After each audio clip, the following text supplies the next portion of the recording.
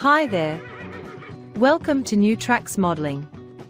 New Tracks is an exciting new digital opportunity to obtain mentoring to help you improve your modeling. You will meet talented modelers and manufacturers from all over the world who share their model building skills and artistic advice. Improve your modeling and increase the confidence in your modeling efforts. Share your building efforts with fellow modelers and have some fun doing it. The shows are live on Zoom and YouTube, so be sure to join in and ask your questions. Now here is New Tracks founder and your host, Jim Kello, MMR. Well, Merry Christmas. Thank you so much for joining us this evening. We're sorry we're a little late, but we're a live show, so it takes us a while to get going sometimes. But thank you so much again for being here this evening. Hope you'll tell your friends about us. Hope you'll come back often for our future shows. I have some announcements here I want to make right quick. But first, I want to start with Father Ron Walters and our evening prayer. Father Walters? Creator of the world, as modelers and makers, we recognize the intricacy and beauty of our world. We thank you for the vision and the artistry you have given us. Continue to bless us with your creative spirit. Amen. Father Walters, thank you so much for all that you do for our show. It's interesting tonight. I hope that you'll stay through the very end of our show, because you will again hear about Father Walters at the very end of the show tonight. But Father, thank you so much for the prayer. I do want to say something about two of our team members who, one's in the hospital. I heard the other one is just out of the hospital, but still recovering. Ted Becker is still in the hospital, and Chris Blackmar is out of the hospital, but still recovering and has some way to go yet, I'm told. So for both of them, I hope that they get well soon and have a great holiday season, both a Merry Christmas, a Happy New Year, and are well and happy throughout 2023. I want to talk a minute about our financing for our shows and for our scholarship program. We have successfully raised in about 3.5 months all of the money that we need to fund our first scholarship of $1,000, to pay for the cost of acquiring our 501c3 for the future, which is our nonprofit status, which allows all donors to have tax deductibility for any contributions that they make in the future to New Tracks Scholarship Fund. And we've also been able to pay for New Tracks next year. We are, at this point, we have one final challenge that Dave Schultz has issued. It was for $100. We have contribution of $25 as a match for David. So we need $75 more from other modelers to match David's 100 in order to be able to get his funds as well as the matching funds. So in effect, anybody that contributes is getting a $2 for $1 cost for their contributions to New Tracks.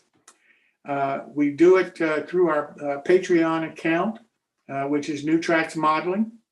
You don't have to do the whole $75. As I say, we have $25 already toward that fund. But we'd like to get the other $75 so that we can get the $75 from David. And it was awfully nice of him to issue the $100 challenge. The $250 challenge that was issued before, we got the match for that very shortly from one individual. And this one David came up with for $100. And I really appreciated him doing that. But I don't want to disappoint him, and I don't want to feel like a failure of not being able to raise the match for his $100 challenge. So that's where we are. We will do the first scholarship. We will be applying for our 501c3. And we are except for this match of David's money. The only other thing that we need money for right now is 2024. So if you want to contribute to us, Patreon account is the way to go. But right now, we expect to get our 50c3 early in 2023, and I'll be talking about that more when we get closer to it. We're so fortunate to have a law firm like Argent Fox Schiff and an attorney like Jeff Jordan, who volunteered to provide the pro bono legal work in order to help us get the scholarship nonprofit approval from the IRS and the federal government. If they hadn't done that, we wouldn't be able to announce what we're announcing tonight. And we sure wouldn't be as far along in what we hope to be one of the most successful scholarship programs there is. We want it to be by model railroaders for future model railroaders. Both those that are kids today that are in the hobby may not consider themselves full-blown model railroaders yet, but they're interested in our hobby. They're participating in our hobby to some degree. They're model builders. They're building in our hobby to some degree. Well, we want the scholarships to be able to help those kids, to pay for their education, to be able to get them a career and have a successful life. And at some point after they've raised their families and bought their houses and had their careers and so forth, then, let them come back in the hobby, as many of us did in our 40s or 45s or whatever, and rejoin the hobby at that point with the experience that they've had as a young modeler and with the knowledge that the modelers of today help them pay for the education that allows them the luxury of maybe being the modelers of tomorrow. That's what our scholarships are all about. That to a large degree is what New Tracks is all about. It's all about mentoring, and as far as I'm concerned, the scholarship program is just another form of our ability and our desire to try to help mentor the modelers of tomorrow. And that's what it's all about.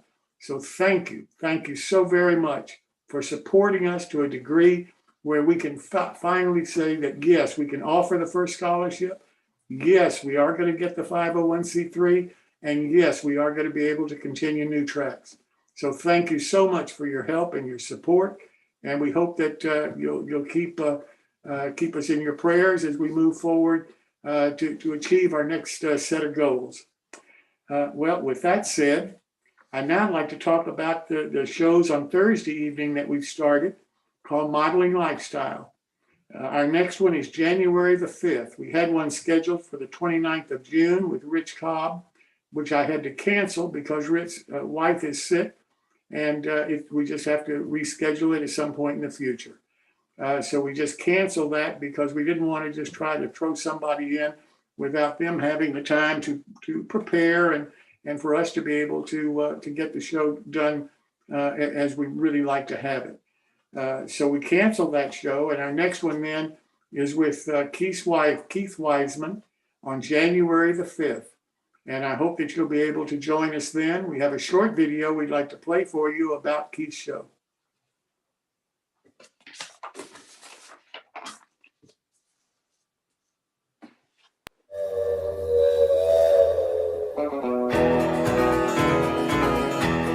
Join the modeling lifestyle at 7 p.m. Eastern Time on January 5th, where we will feature the modeling lifestyle of Keith Wiseman. Keith is a model kit manufacturer and provider of amazing details and items. I love the sound of a whistle. And in addition to all that, he's really a nice guy. And I really think that you'll enjoy meeting him and having a chance to talk with him and sharing his knowledge and expertise with you. Next, as you know, we always need volunteers, now more than ever with the scholarship program, and that you've helped support and help fund for us. So now we need some labor, in addition to your money and your appearances on the show and help that you've given in the past. We need more help. We need more volunteers. If you're interested, my email is jimkello@newtracksmodeling.com. And I'd love to hear from you and talk to you about the kinds of things that we really need help with. Our build-alongs you know about, we have some tonight. Berkshire Valley started on November the 14th. Unfortunately, Bill Davis, who is doing the bill for us, has been a little under the weather, and he's had to miss a couple of evenings. So we had to push that back a couple of shows. But he's with us tonight to continue the build along of the Berkshire Valley Models kit. And then starting on January the 25th, we have Banta Models. And the Banta Models is a 15% discount. It's in HO, S, O, and in either F or G scale. You can get a lot of additional information on Banta's website, and their website is bantamodelworks.com. Then on February the 22nd, we have two more starting. Atlantis Models is an O-scale gasoline truck. It's got a 15% discount, and it's available from the 22nd of September of this year to August the 31st next year. A full year of being able to acquire this model at those costs, but you'll see the owner of it, Peter Petrie, build the model on our show starting February the 22nd. Also on the 22nd, you'll see Earl Eisenhoff, who owns Rockin' Farm Toys, build his model of a Kenworth T370 service truck. And this is going to be a super detailed with a lot of 3D parts and a lot of additions to what starts out as a die-cast model. And I think you're really going to be interested in seeing how the S-scale community is using 3D printing to really build things that are, to me, unbelievably detailed as far as vehicles are concerned, as far as farm equipment is concerned. A lot of the models that they use on their farm modules are just unbelievably detailed and beautiful.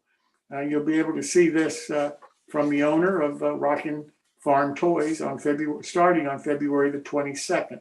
Also a 15% discount off of his website for all of the parts and everything that you need in order to complete this model.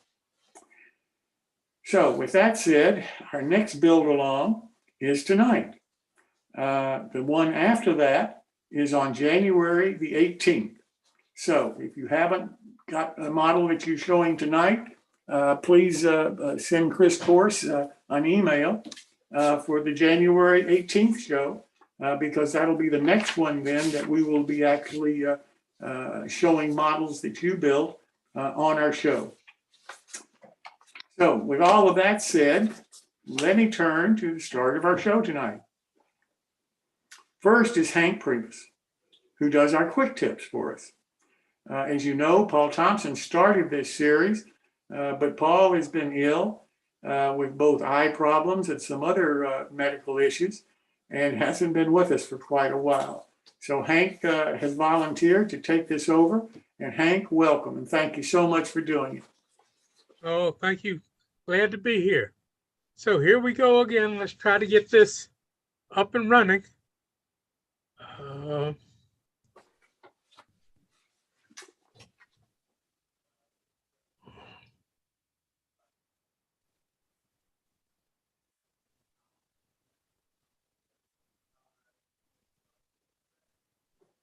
You can do it, Hank. We're pulling for you. Look at this. Is that it? Junk mail. Yep. Junk mail. This is something that I use all the time because I'm big on recycling. And I just got so much junk mail, especially back during the election. So as you can see, I get, oh, so many of these. The nice thing about them is they're on a relatively heavy stock, and they're generally on a gloss paper. So you can put some paint, you can put some glues on them without them worrying about them sinking through, and they save your mat. As you can see underneath the black mat, and it tends to work well. Here I am getting ready to work on one of my Sylvan trucks, and I can build the whole truck on here without even get anything on my mat. The ones that, the heavyweight ones, which you get, they work well. You can even somewhat cut on them as long as you don't cut through them. Now, I bring this up because we all are probably getting a bunch of Christmas cards. If you don't save your Christmas cards, you can use them for this also, rather than just trashing them or throwing them away. So it's just a little bit of trying to keep things going for recycling, and boom, a lot of stuff comes every day. I know I'm not the only one that gets junk mail. So that's a short one for today. I love it, Hank, and it sure helps for the the lifetime of the mat under there that you're using. Yeah, because these mats are expensive. Yes, they are. So anything I can do to help it go a little bit longer, last a little bit longer, I'm in favor, especially if it doesn't cost me anything. All right, moving right along. Next is Gary Shurgold, MMR, with our bits and pieces that Gary does. Gary, welcome. Pardon me, Jim. How are you? I'm great. Yourself? I'm good. Good. What we're going to talk about tonight is, I'll get this share screen. And share screen 2. Everyone should see that. So, here we go. Okay, get into, come on, there we go. Okay. Now, what we're going to talk to tonight on Bits and Pieces is your work table surface. Now, this that you're looking at is my old work table surface that I have on my table where I work on my workbench. And I've had this for probably about 30 years. And as you can see, it's pretty rough and it's been cut up and everything else. This came out of a sink area that was put in, cut out of the countertop. And I've used it, as I say, for a long time. And I wanted to replace it because it was getting pretty dilapidated. So another thing modelers use are these cutting boards. They're self-healing cutting boards. I didn't want to use one of those. I wanted something that I could use, do multifunctional things on without changing them all the time. So I happened to be at a ceramic store, and I'll show you a couple of photographs of these ceramic.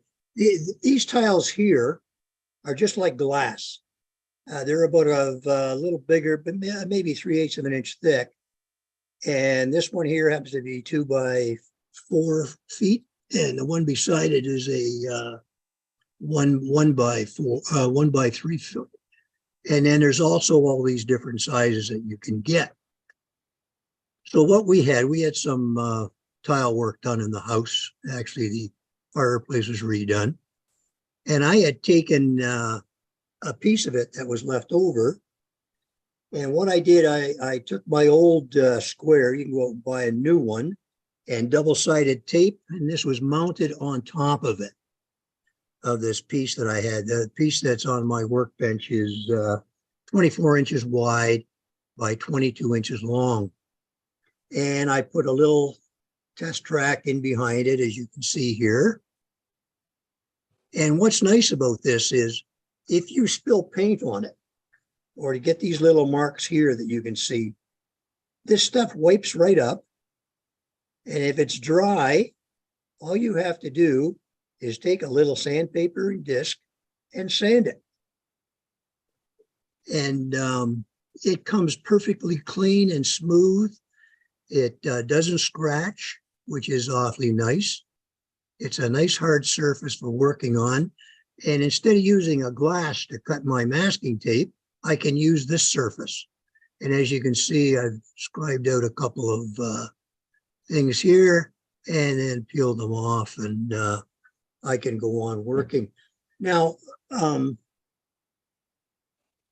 as I say, the surface itself, this is my area on my workbench, and you can see the square that's on here.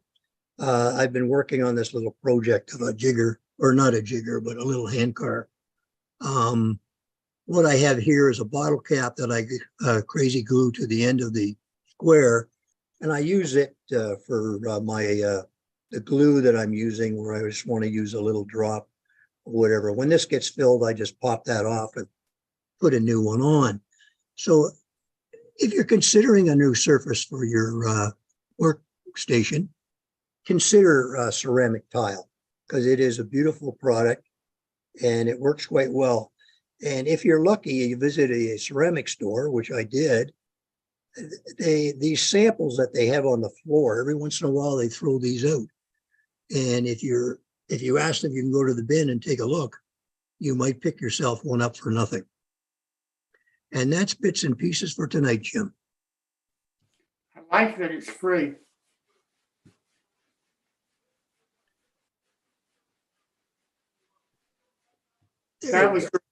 That was great, Gary. Thank you so much. You're very, very welcome. Gary, Hank, Jeff Thornton sent me an idea for both of you all. And in response to comments that I made last week about you all needing help from other modelers to come up with ideas for your bits and pieces and for the quick tips. And his idea is maybe one of you or both of you could consider asking a question on tonight's show, for example, to be answered by modelers next week.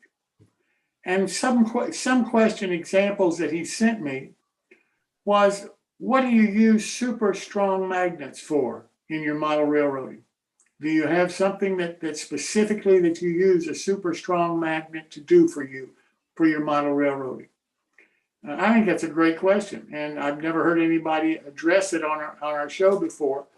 And I can see us asking that kind of question and him responding, Hank, to you and or Gary with some comments and might stir up a conversation on our next show about what do we use super magnets for. I frankly don't know.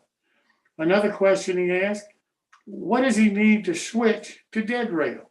For example, and we were talking about this before the show started and getting into a pretty good discussion, I thought. Let's say that you have a DCC locomotive all decked out with all the latest DCC equipment on your model railroad that you want to convert from track power to dead rail. Well, how do you do that? Do you lose the DCC? Do you disconnect some parts? What do you do to convert that from track power to dead rail? Good question. And we were having quite a discussion about it before the show started. Another question he asked is, how do you keep your track clean? What's the easiest way not to go to dead rail, but to keep your track power, but be able to have clean track? What's the easiest way to do that? What are modelers doing? What are the people on the show doing for that? How are they keeping their track clean? I think that could be a great discussion. So for either the people on the quick tips or the bits and pieces, if we ask those kind of questions, I'd like for you to think about it. And maybe we can ask you to comment for us what your thoughts are on those kind of questions next week. But if Gary asks a question like that, would you be interested in having a discussion about it? If Hank asked a question like that, would you be interested in having a discussion about it? Not necessarily how Hank does it, but how you do it. How different modelers address the same kind of issue, if anybody's addressing it at all. So anyway, I appreciate Jeff's comment. I told him that I would mention it tonight. I've written both Hank and Gary about this, and I'm throwing it out tonight. So if you'll think about, one of the things Hank said is, it's a lot to ask everybody to remember this kind of information week to week. Well, you all get emails from us if you're on our Zoom. And if you're not, all you need to do is subscribe to our website, newtracksmodeling.com, to get on the email list, which I understand we almost have 1,000 people now on that email list, if you can believe that. And Hank's suggestion was, we'll ask the question in the email that's sent out that you'll get a day or two before the next show. And then you'll be able to have a better memory maybe about what you want to comment about on it. So if you think that this is a good idea and you'd like to see us do this, then let me know by next show. You can either send me an email, jimkello@newtracksmodeling.com.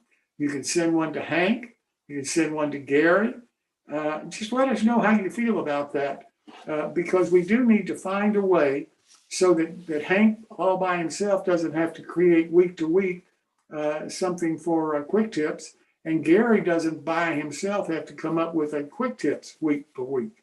We need to be able to get your input, your thoughts, and frankly, deal with questions that nobody has dealt with on the show before, and I haven't asked anybody to deal with on the show before. So for Jeff, thank you so much for the idea. I think it's a great idea, but it just depends on whether the people on the show and listening to the show and viewing the show want to do it. So if you do, let me know. If you don't, then don't let me know, and I'll assume that you don't want to do it. Okay, now I'd like to go to Hangman Creek's Diorama with owner Jess Dozier. This is a gorgeous module. And Jeff, I really do appreciate you doing this. I've had some emails that are so positive about this.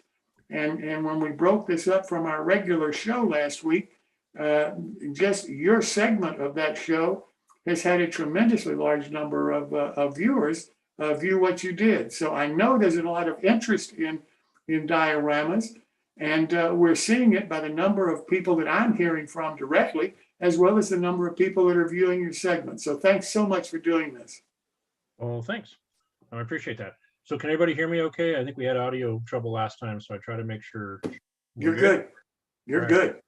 Okay, so now we're kind of, we're slowly progressing because we're not really doing much diorama stuff yet. We're, it's dioramas are like building blocks, right?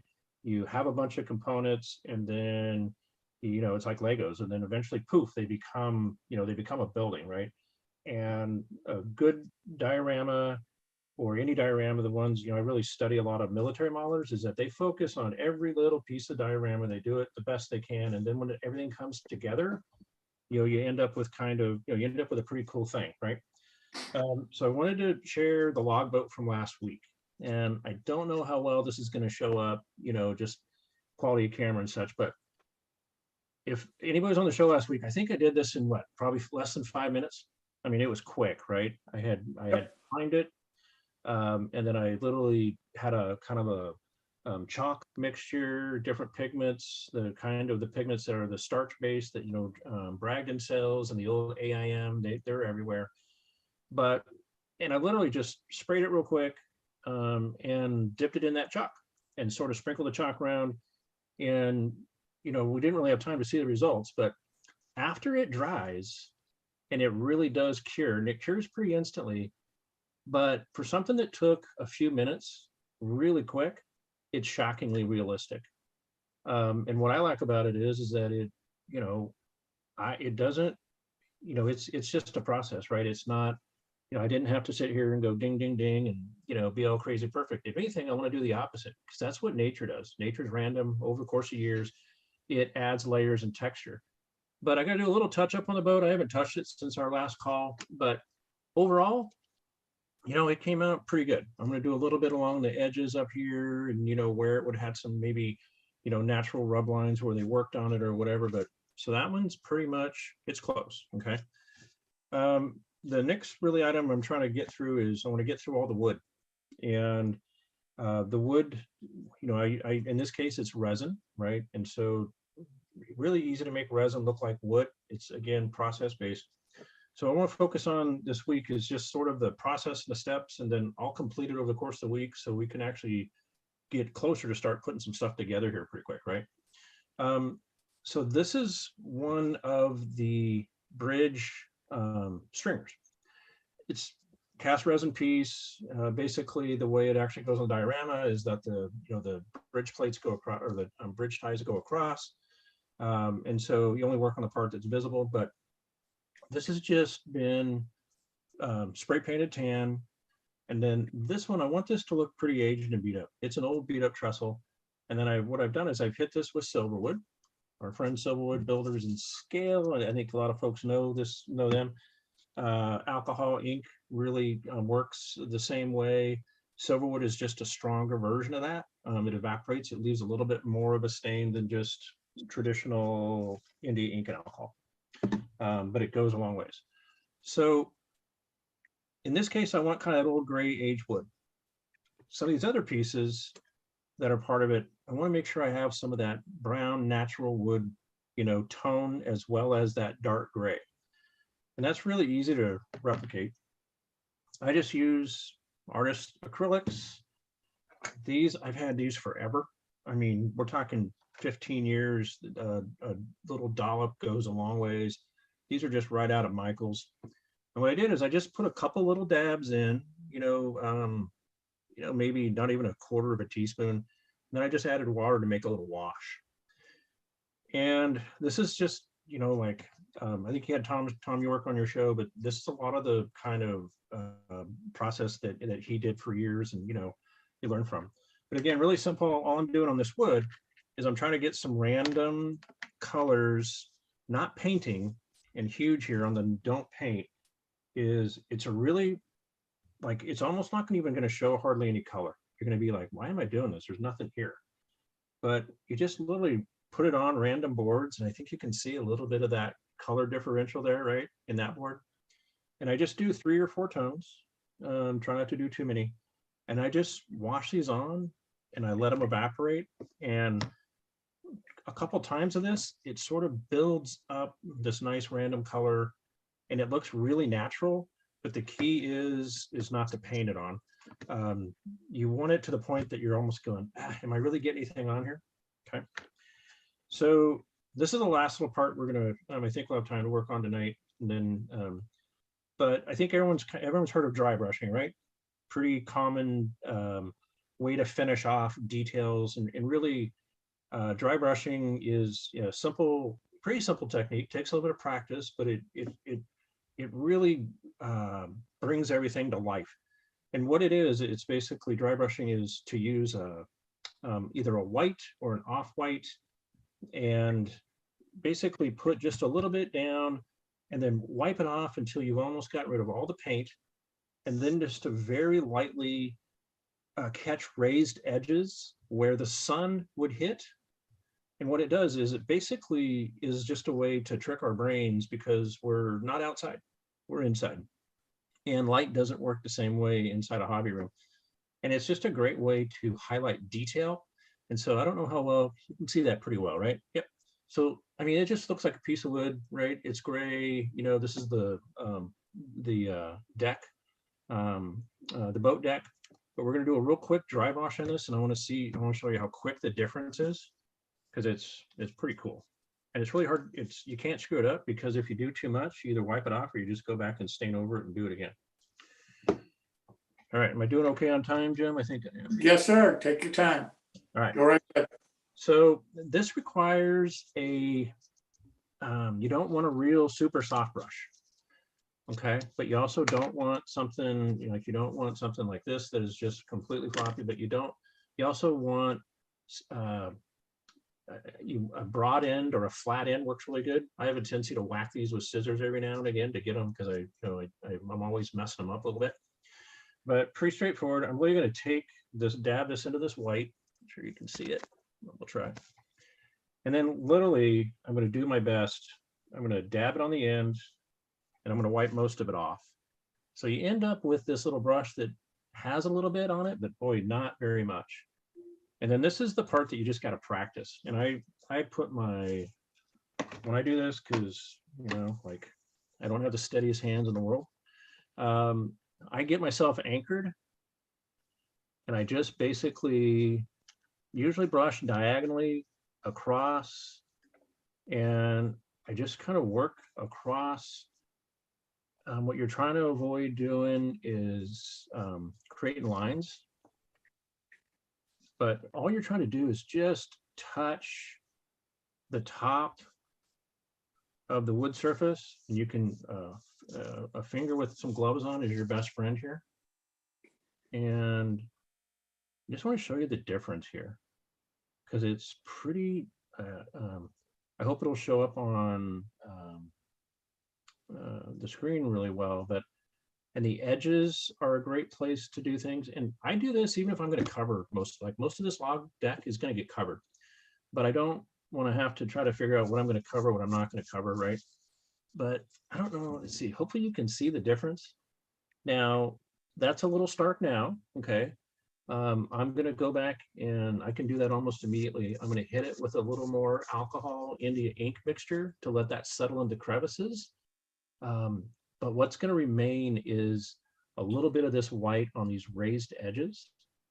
And it really, especially from any kind of distance away, it really makes the detail pop, okay? And I pretty much dry brush anything where a surface will hit it. Even when this log boat actually goes on the diorama, I'll go back and I literally will do a very, very light dry brush, even on the edge of the boat. Now, because all I'm trying to do is I'm trying to highlight that detail, make it stand out a little bit. It's fine scale miniatures, you're all famous George Cellulose, right? This is something that George Cellulose does to everything, and you know, you've seen George's work, it's insane. So if George does it, it's got to be good, right? So then just go back, and I've got my 15-year-old bottle of the alcohol India ink here that I keep adding to. I'd be lost if I ever lost the thing, because it's seasoned. It's kind of like, you know, our whiskey bottles, right? It's seasoned, our whiskey glass. You don't ever want to wash it. And I just go back and hit it a little bit again with that alcohol India ink. It'll settle into the crevices and it'll leave the majority of that dry brushing. And it's real easy to go back. And if you do too much, you can wipe off your finger. If you don't do enough, you can go back. But there's a big difference in this from a foot away, even doing this.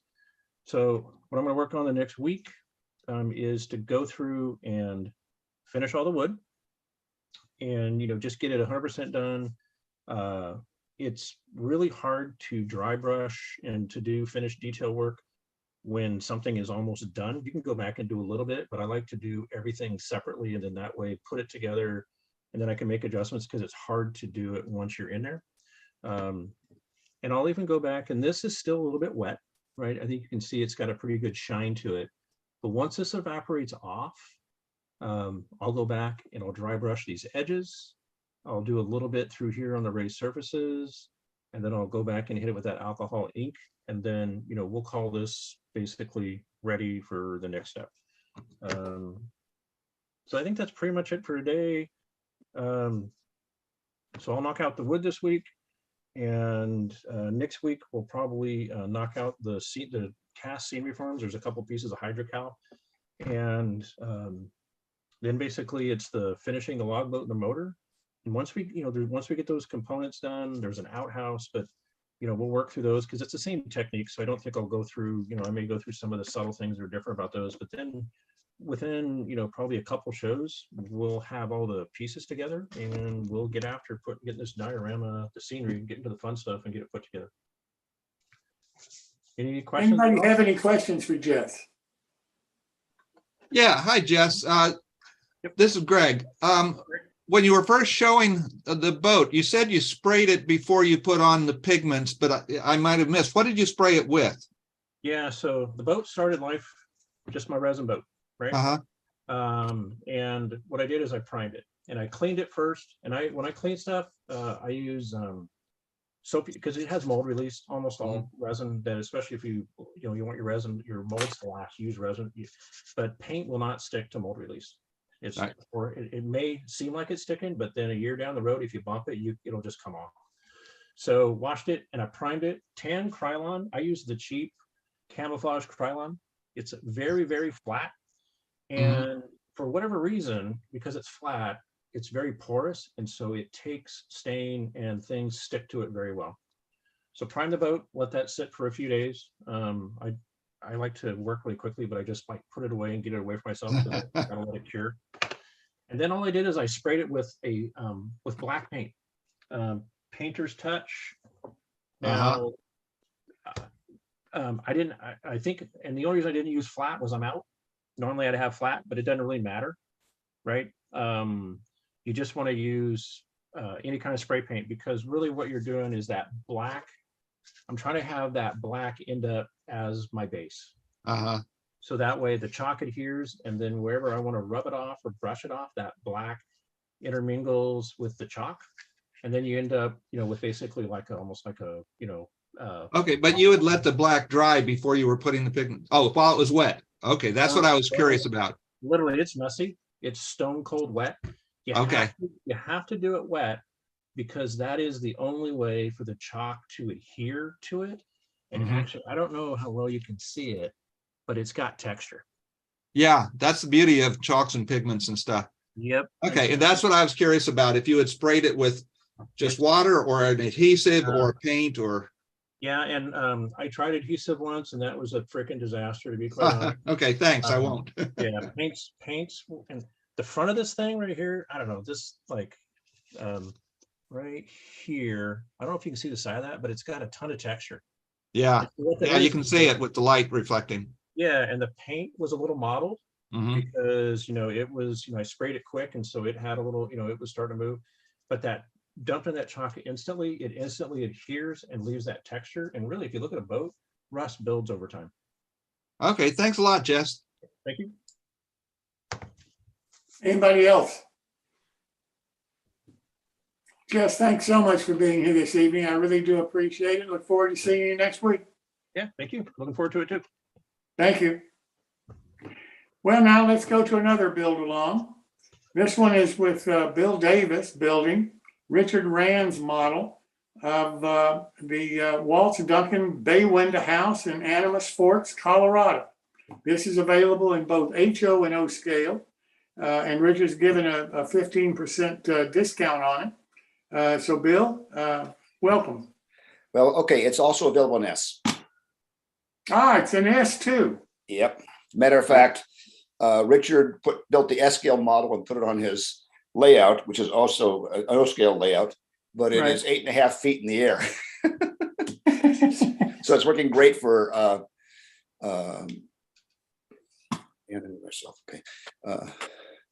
it's really great for planned what do we call that? I'm drawing like a word I'm looking for.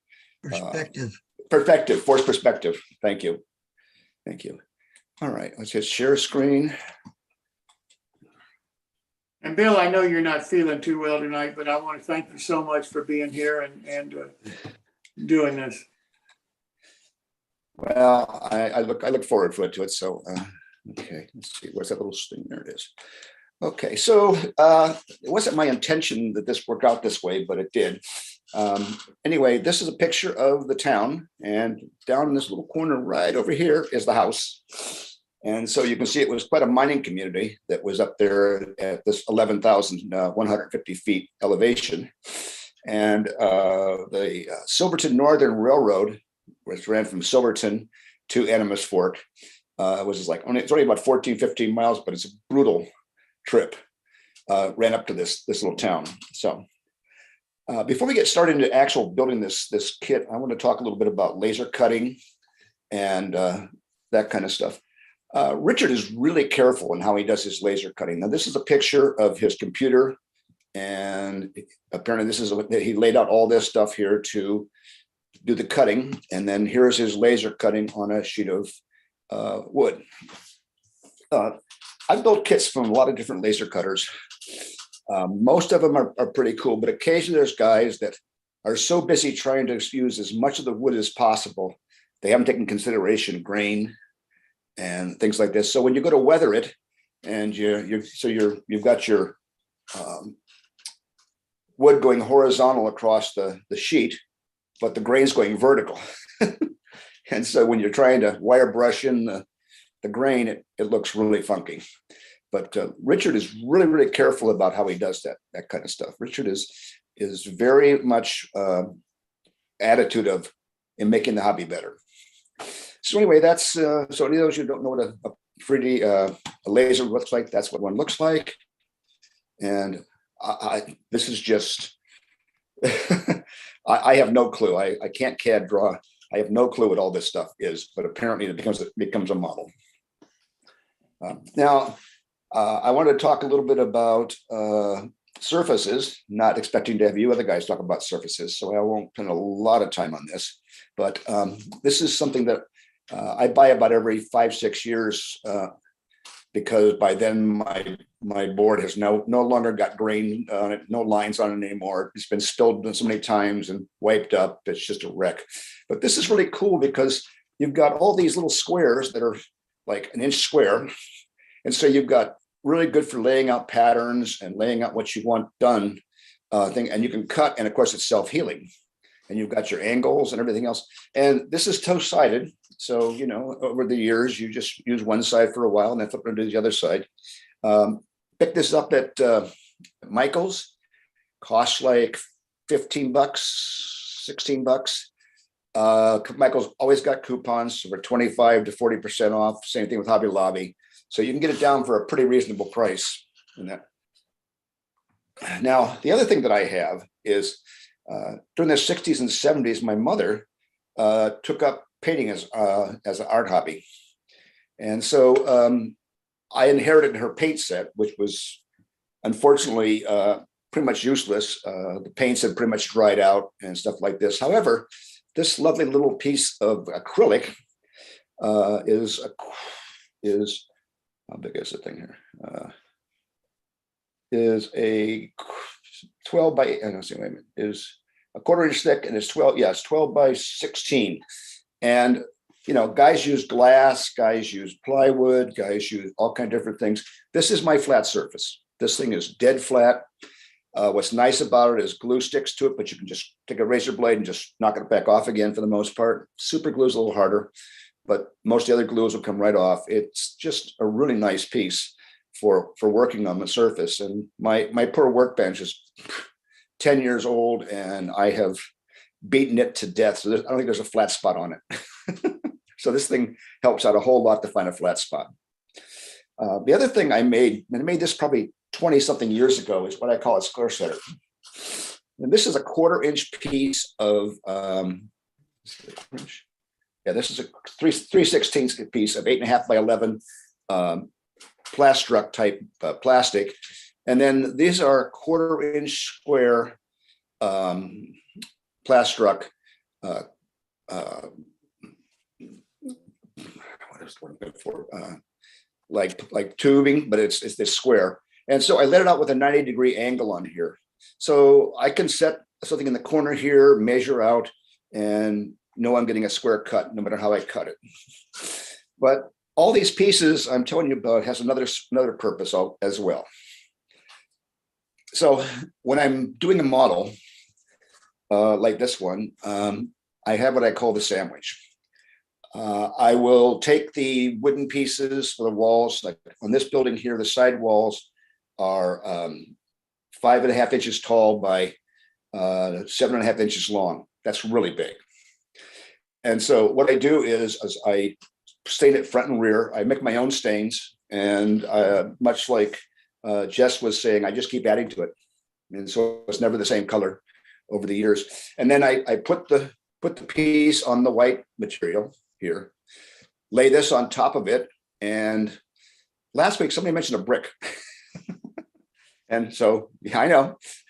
And so I have a brick. There's a quarry and a brick plant that I've been researching for the last 10 years now. That's about 20 miles from my house. And so that's one of the bricks from the brick plant that has been abandoned for, gosh, forever. Anyway, and I leave it like that for a day or two, whatever it takes to get most of it to dry and stuff. And most of the times it'll come out pretty flat. There might be a little bit of warpage, but it'll come out pretty flat, except for this kit. So the next thing I did after I got the pieces stained, and I also dry brushed a green color on it with a Delta Cream, pale green. I did the windows with apple barrel white and stuff. But the interior of the building and all the doors, Richard had this nice layout in the doors here. And it's basically just laser cut these details here. But I kind of felt like, painting that to make it look good just didn't make me feel comfortable. So using part of the carrier sheet, I cut strips and I did all this raised part as raised edging and detail. And then I painted it a brown color, put a little escutcheon pin for a doorknob. And I think it looks a lot better like this as a door than this looks like as a door, although there's really nothing wrong with that. And in the kit, it suggested to paint the panels one color and the molding around the panels another color, but I didn't decide to do that. So the next thing was the interior walls. This is what the interior walls look like in the kit. And you notice it's vertical detail, which is good with the grain, but I kind of felt it needed some personality. So I painted it kind of a warm buff color, and then I used 1x4 strip wood, and I did casing around the doors and base molding around the bottom of the doors. And right here, another wall goes into this section here. So that's not a mistake or anything like this. And then I glued the door in place. And I think that looks a lot better than just simply having this kind of a door on this kind of a wall. So now we got to the stairs. Now, I'm not sure what the silver part of that stair is. I don't think it's metal because, I mean, look how badly beaten up it is. I'm thinking it must be some kind of paint or something like this on a thing. So anyway, I decided I would do the same thing with my stairs. I would do the faces in this silver gray color. And then for the flooring, I had a kind of a redwood color stain that I liked. So I did the flooring and the stairs with that. So Richard gives you this nice, these are all the stair treads and the faces. This is a laser cut stair horse. And this is a great little thing. It's a jig. And you simply set these stair horse pieces in. Make sure you get the right direction because they're not equal on both sides. So you want to make sure they get the both ends be the same on this end here. Set them in this groove and start laying your stairs. And once you get all done, let it dry, you peel it out there and you've got a really beautiful little staircase. So this is the finished first floor. Now, this is supposed to have been a door, but I chose to make it just an opening. I enlarged the opening slightly because the main door coming in the building is right here. So you would come in the main door of the building and either go up the stairs or go into what was the living room. And this is the bay window of the building. So this is one view of it. This is another view of it. And like I said, I like that reddish colored floor. It's pretty bold, but I just kind of like the feel of it. And so that's why I did it that way. So now the dry pressing, the wall process and the dry pressing process, as I said, I did the staining and kept it in what I call the sandwich and let it dry for a couple days. And hard being patient. I keep on getting my hair dryer out there and force it to dry quicker. But when I do that, it would just do one of these numbers, just curl up. So okay, just be patient. And then on the inside, once again, I felt that the windows needed molding around it. So I did 1x4 molding. And then this strip here is the support for the second floor. And in the back, this is the back wall of the building. This was supposed to be a window right here. So this was supposed to be a window right here, but I thought it was better as a door. So I cut it as a door. And this was an inside door that went into the shed that we'll talk about in a little bit. But so I just cut the bottom of the window out and just spread it down to make it into a door opening. This is kind of an ivory color the walls here on this section here. And I basically dry brushed this, so I didn't want it to be extremely weathered, but I didn't want it to look like it was brand new. I mean, this building could be anywhere in the country, but I'm picturing it up in the Colorado Rockies. Winter's brutal. Paint doesn't have a chance.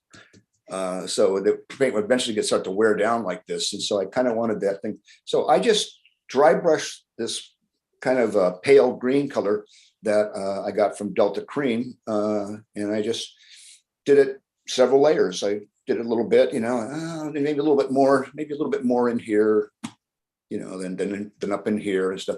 And I just wanted to make it look like it needs painting, but it hasn't been abused. So it came time to assemble this thing. And as you can see, that these walls, as big as they were, and as nice as the sandwich works, they were still twisted. Now, being the fact that Richard does the grain the way he does it, it twisted like this, as opposed to twisting like this. Because if it had twisted like this, so the wall would be bowed this way, it'd almost be impossible to get the bow out. But in this way, it was easy enough to pull the bow out. So I glued the floor inside there and glued the sides up there. And of course, you'll get another picture here. You can see that there's quite a bow here, and that there's bowing in two different directions. And I had also, by this time, I had added all the windows and doors to the walls and stuff. So, and they're just standard laser cut windows and doors. A lot of nice little details. So what I did to fix this problem was I glued the back wall in place, let it dry really good. Then I got these bar clamps. I've had these couple bar clamps for years. I wish I had more.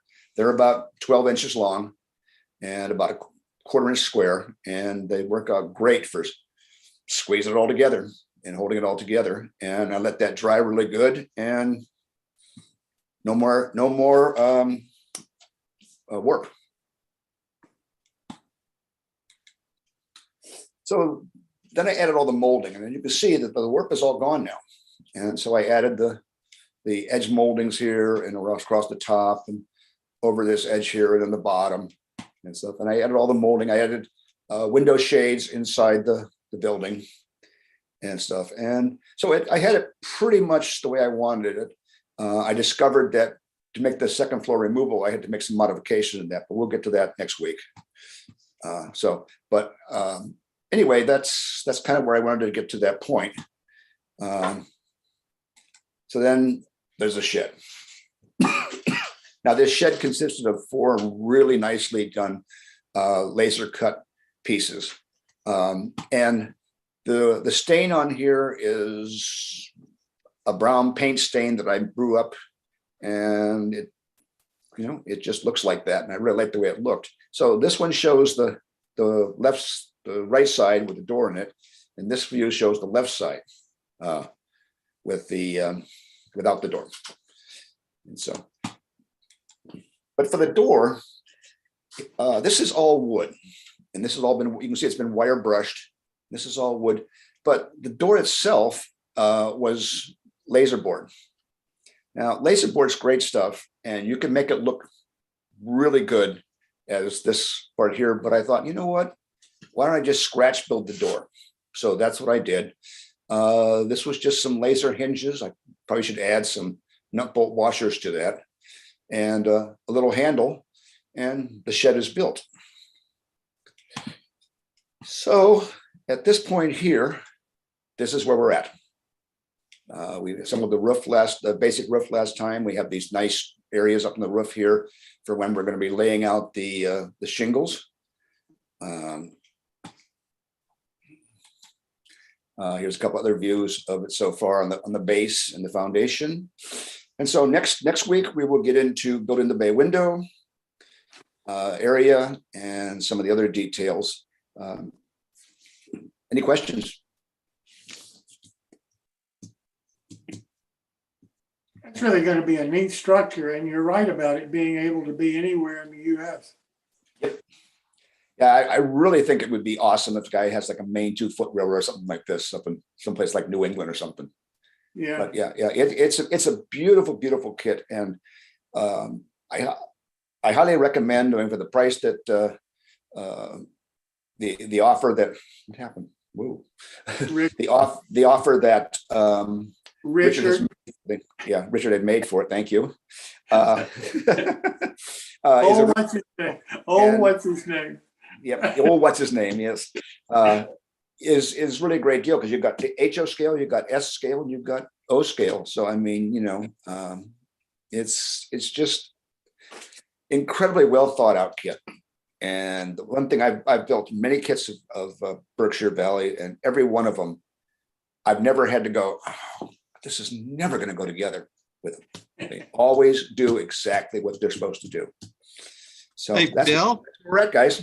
those bar clamps that you mentioned, I had gotten some of those a few decades ago, but I believe Micromark still carries those. I think they're in brass maybe, and they're probably not cheap, but I've seen that they still have them.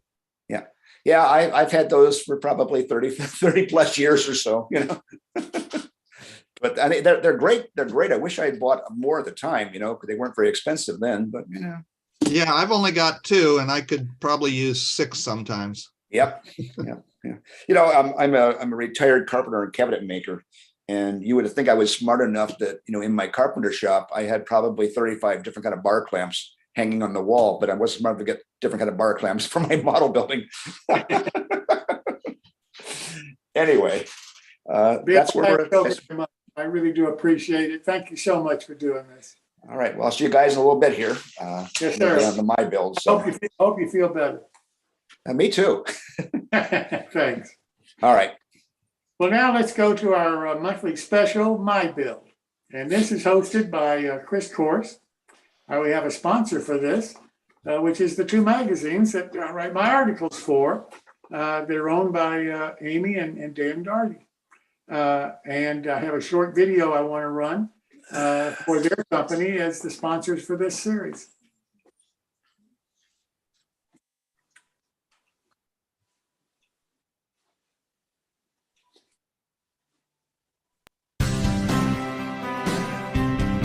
Wrong one. Wrong one, Pat.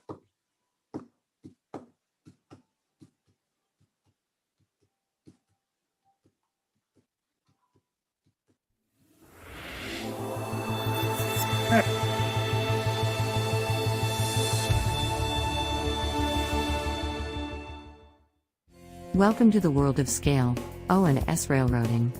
We are your resource for all O and S scale modeling. Both our magazines are advertiser supported and free to read online, download as a PDF, or even print. All advertisers are hot linked to their website, so if you see something you like, just click.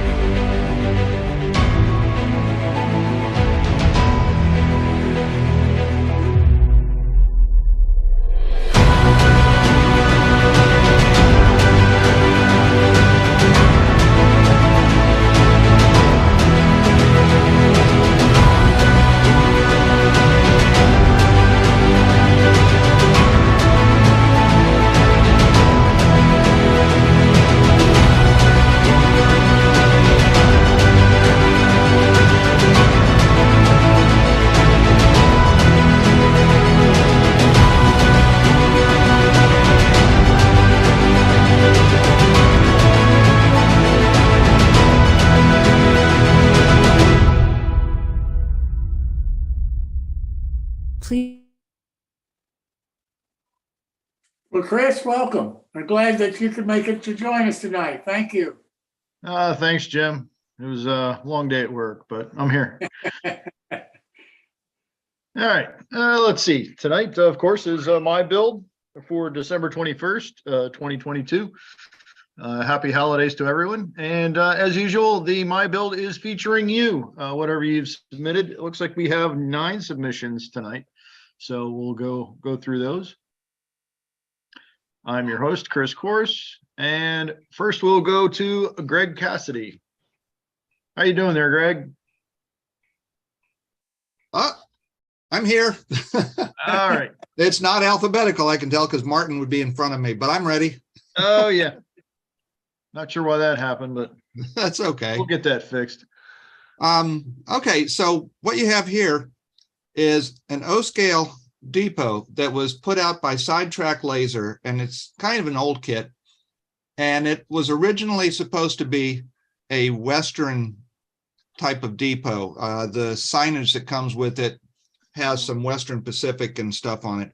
But I was building this for a friend of mine who has an EBT layout. So we did a little bit of converting to make it similar to EBT type depots. And this was going to be in a location he has called Spring Run.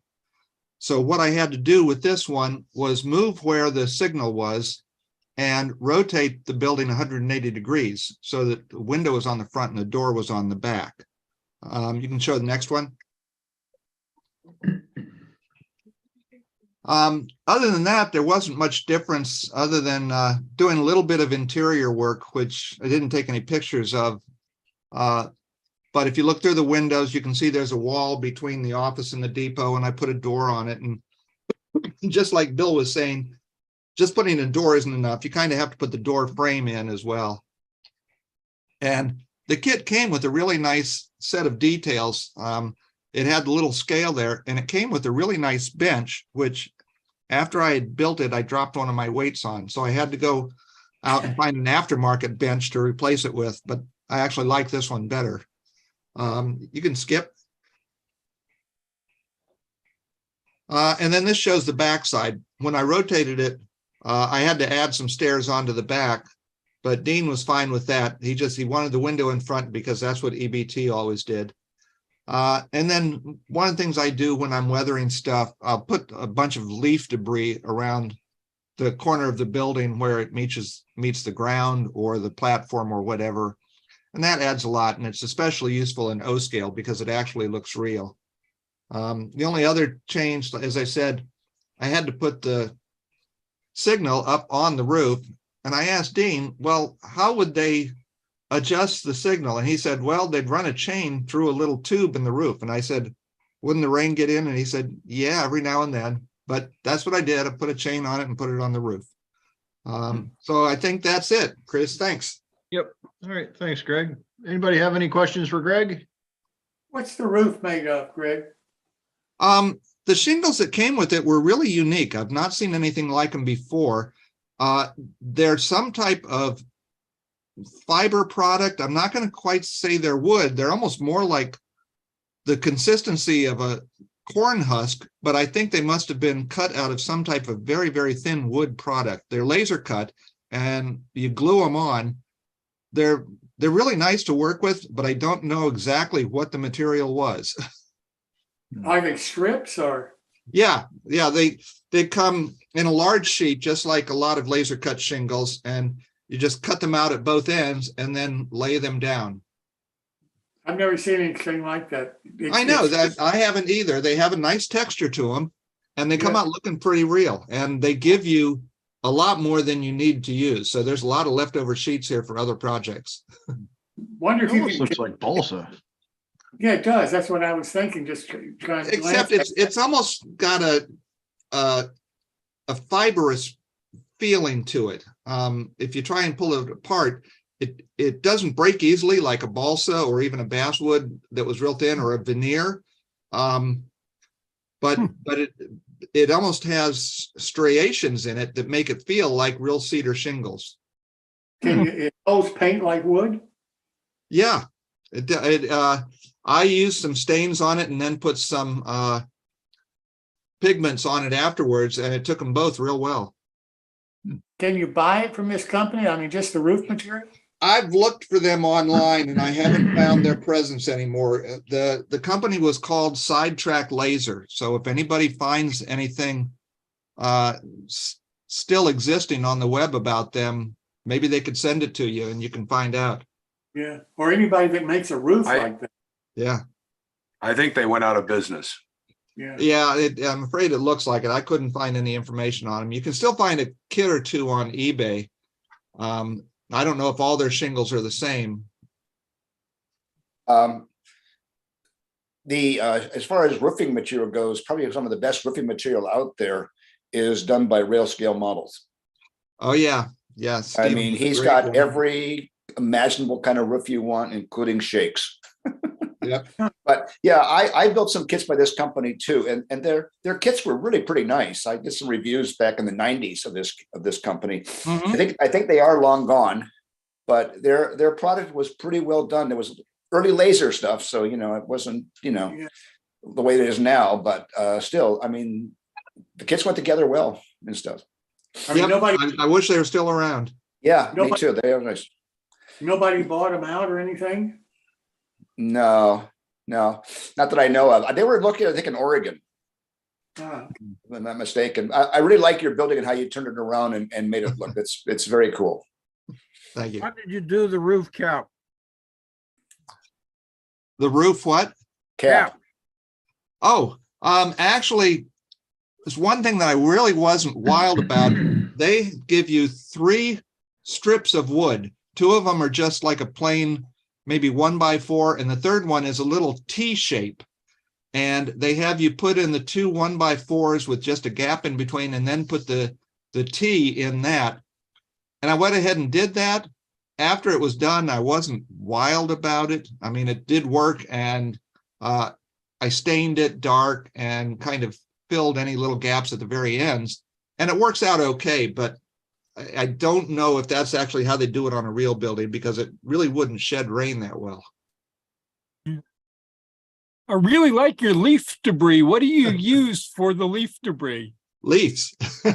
Real leaves? I go out back, and we have oak trees out back. I collect the leaves, put them in. My wife has one food processor she lets me use.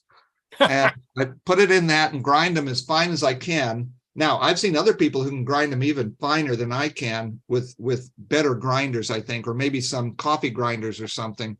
Mine they work great for O scale. When I use them on HO, they seem just slightly out of scale. But I've seen other people grind them even finer. You have to let them dry first. Some people put them in an oven. Mine were pretty dry because it was in the fall when I collect them. So, and then just grind them up. You can get a pretty good grinder, a coffee grinder, at a thrift shop for $5. Yeah. I need to do that someday. Yeah, those coffee shops are great places to find things. The old blender works really good for breaking up things too, like dirt clods and stuff. Mm-hmm. You don't want to give it back to your wife though, or use the household one. Yeah, well, I got busted for that once. Why does there smell of burnt wood in the microwave? I don't know. Yeah. Anyway, The things you never admit to. That's right. I saw nothing. I know nothing. I hear nothing. Clink. Anyway, very nice model. All righty. Any more questions for Greg? My co-host is getting rambunctious down here. All right, we'll move on to Martin. Out of order, I'm sorry. We'll fix that. You out there, Martin? No, I'm never here. All right. I'm always somewhere else. Yeah, looks like you've got 3 slides tonight. A whole 3? Yep. Okay. I guess I see what you did. Yep. Okay. Yeah, I tried to squeeze them in. Right. This is the starting point. What was it? Last month I had a trio of hopper cars. This is the car that I wanted to buy that the other 3 hopper cars came with. There was a massive purchase of $20 plus shipping. So, not a major expenditure here. This is a Railcraft gondola, the pushed out sides. I think it was Missouri Pacific had them. It's a prototype. This is tin plated steel. It has holes in the bottom. It has bolts holding the trucks onto it. There's actually, you can't see it. You can just barely see it. The one truck actually has a 080 holding the truck together. The bottom, if you can see, there's pieces of wood. At the end of it, someone actually cut the ends and folded the ends up for the couplers. All fun stuff. And you take the trucks off and there's no bolsters there because they've been hammered apart or broken out or whatever. Like I said, this is tin plated steel, but and oddly enough, this is one of the unusual railcraft cars because some of them actually had brass sides. And this is one that had brass sides. The rest of it's tin plated steel, but the sides are brass. I have a second one of these. The whole thing is 100% tin plated steel. Doesn't really matter. You can still solder to it. So you can see everything's missing.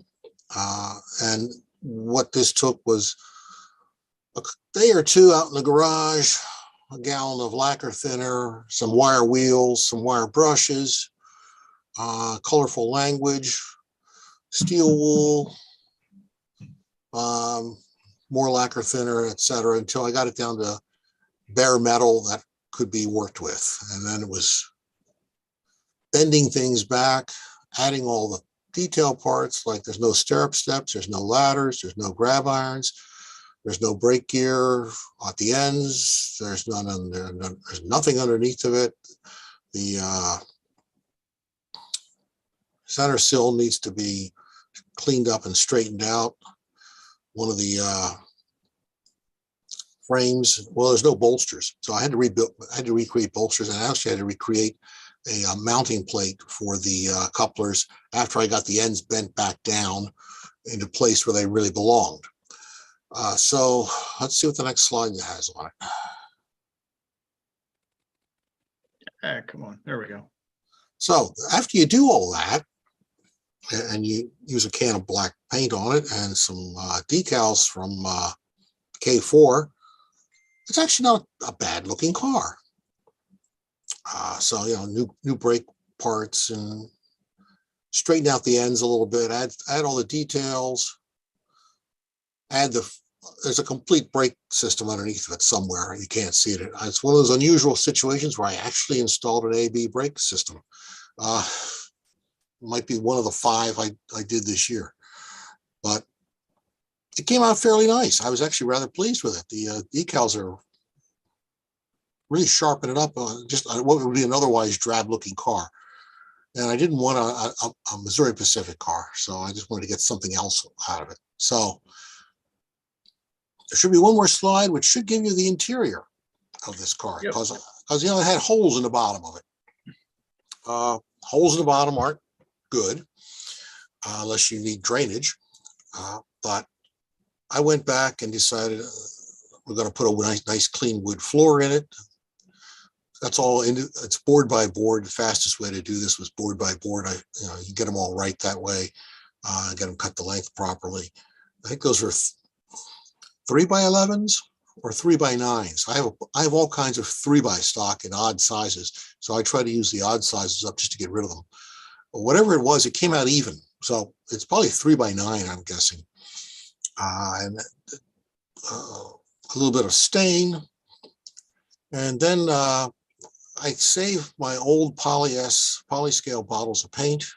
When I get down to the bare minimum in the jar, I squirt in a couple of milliliters of water, put the cap back on it, stir it good, and now I have a wash of whatever color I want. So there's grays and blacks and some other colors all just added to that wood to get that appearance, and that's applied with just a Q-tip. Just push it around. That looks good. Stop there. And an empty gondola is boring as far as I'm concerned. I find that of limited appeal. So over to the plumbing section in my workshop, and Well, I just chop up some tubes, some plumbing, some scrap wood, some heavier gauge surgical silk, and now we have a load in a gondola that's removable if you want to take it out. I didn't glue it in. So that was a fun one. Like I said, I have a second one of these. I'm not quite sure what I'll do with the second one, but it's nowhere near as beat up as this one was.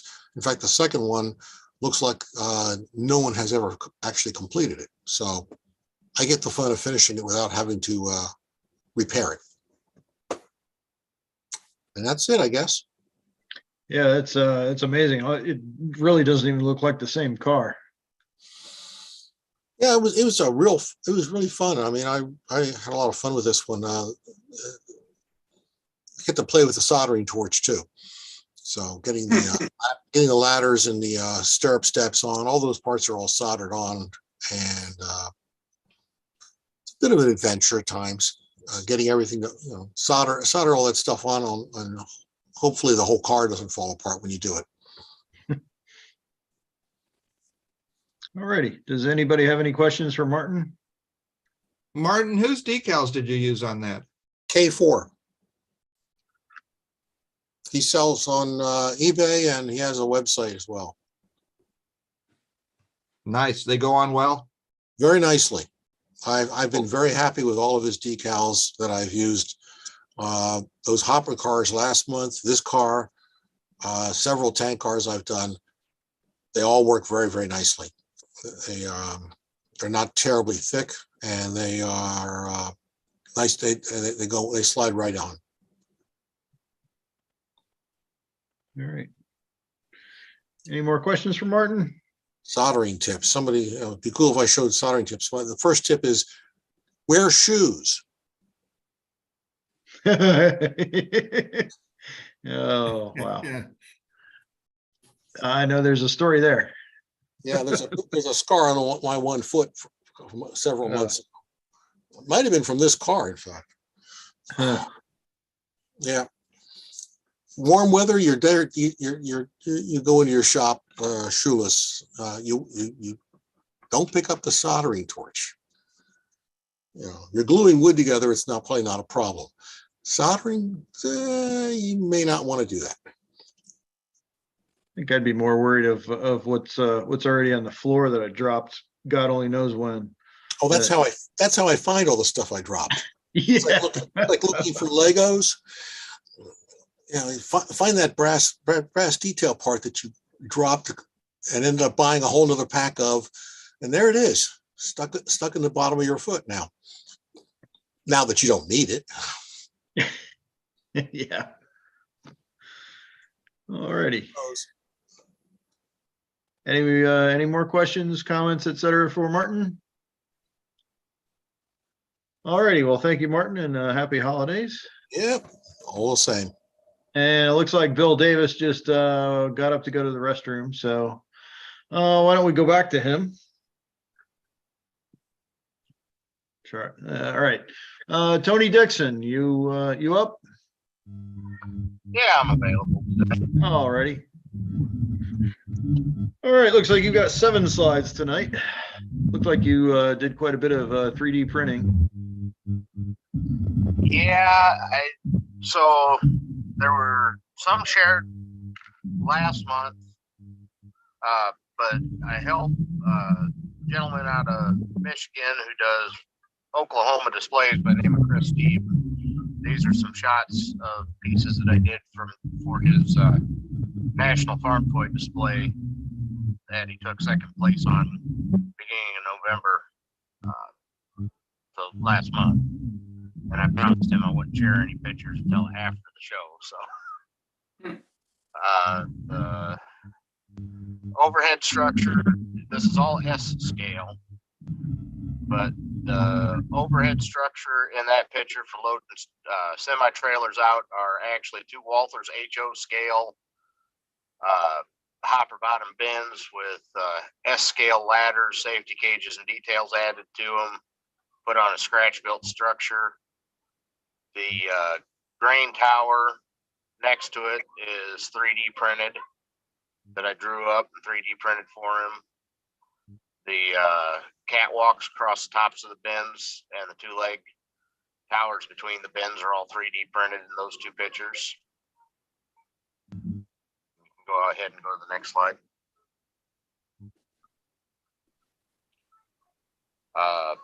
The first photograph there in the upper left, that is a plastruck, or not plastruck, Pike stuff, or whatever, one of the Kit Basher series HO scale engine shed kits with some additional wall sections and a 3D printed grain leg done up as a flat building for S scale. The wood house elevator in the second shot and a close up of one of the signs, and that is the third shot, and partial alleyway are an S scale kit from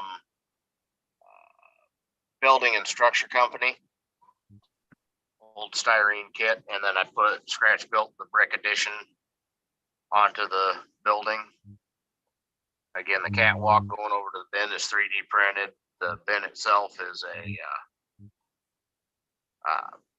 standy S scale bin detailed up with 3D printed components. Go on the next shot.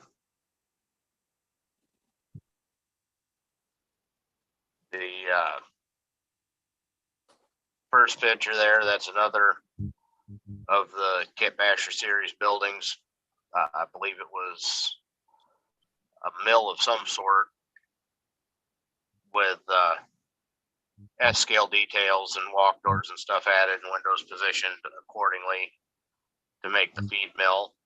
And the tanks sitting next to it are 3D printed. The other picture is a 3D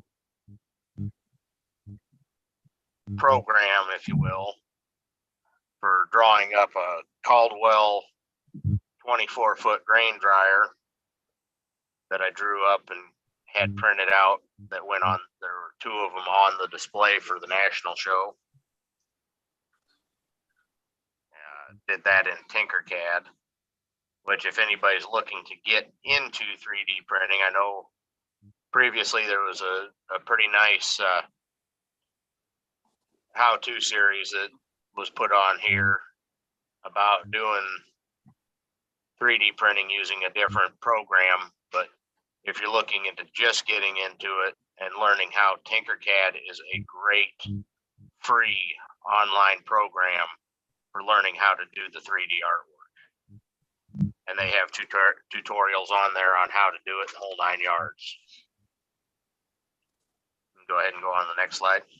All right. That's printed put components for that grain dryer that was drawn up.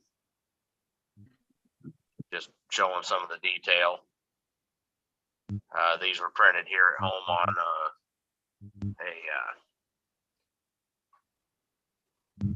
Anycubic mono 4K, which isn't a very big printer, but it prints extremely fine detail. It's kind of hard to tell, but the panels on the picture in the white are actually perforated. After you paint it, they're nice perforated panels, and they're only about 1.5 millimeters thick.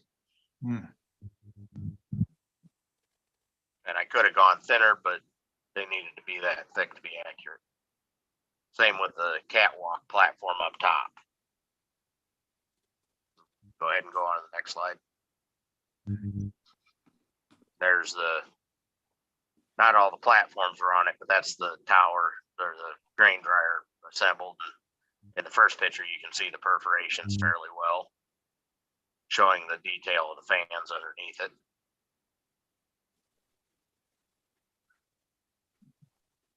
Go ahead on. Yeah, it looks like that's the last slide. That's the last one. Yep. So yeah, it's just all stuff from Chris's Nationals display that I promised I wasn't going to be sharing with anybody. not until after the competition anyway. Yeah, if you got, I really like the detail in these. I mean, there's a lot of work that went into this, and I'm personally on the edge of getting into 3D printing, and I'm just trying to figure out how to get the detail you've got in here. That's pretty incredible. It's all in the drawing and the printer that you use. The printer I use is a resin printer versus a filament printer. This is a pretty large item to be printing on a resin printer. I mean, it's done in sections. There's the platforms and safety gauges that you can see in that last picture are not all assembled on it in that picture yet, but those were all separate pieces that I did. And the tower itself, or the dryer itself, was done in 5 big pieces on my printer. And it's just however you choose to draw the detail on whether it'll print out, and it's definitely a learning process on how thick or thin to go on stuff. Yeah. This particular dryer was a commissioned design for Circle C Farm Toys, and they actually have it for sale. But they're getting it. They took the files, sent them over to using FactFox in China or Japan or somewhere overseas.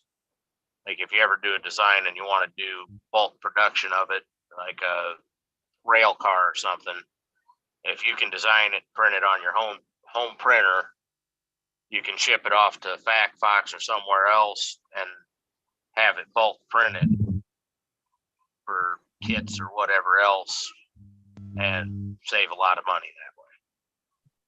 Circle C Farm Toys has this dryer will be up on their website when their website gets up and going, along with a lot of other products from what I understand. Tony, this 3D program you use, is that a free program? Yes, it is, but it's 100% online. So you want to have decent speed internet access, and it's Tinkercad is what it's called, and you can look it up. You sign up, you log in. It's 100% free. You can purchase an upgraded version to download, but all I've used is the free version. The upgraded version that you can purchase has some additional features to it, but I haven't needed any of the features. Tony, that's TINKERCAD? Yes. All lowercase? Yes. Okay. Yeah. Tony, this is Phil. One comment that just for everyone, Tinkercad is more object oriented, where other programs like FreeCAD and Fusion 360 are more drawing and extrusion. So you draw something and then extrude it into 3D, where Tinkercad, you start with 3D objects and you basically assemble them into something. And it makes it, for model railroading, most of what we model can be modeled very effectively that way. And it's a lot easier to do than trying to draw everything from scratch and then expand it into 3D. You have to be both a 2D artist and understand the 3D, where Tinkercad lets you start with 3D objects. So I think it's a much easier program to use for most of what model railroaders do. Yeah, I think a lot of that depends on the individual and what basically how their mind works. It is a great starter program. I had looked at and messed around with multiple 3D art programs for doing different things 3D printed, and I found Tinkercad was an extremely easy one to get started with, and it's really easy to work with. And like you stated, anybody modeling in general, everything you make is a basic shape. So it's a really good the starting point being is it's got the basic shapes for you.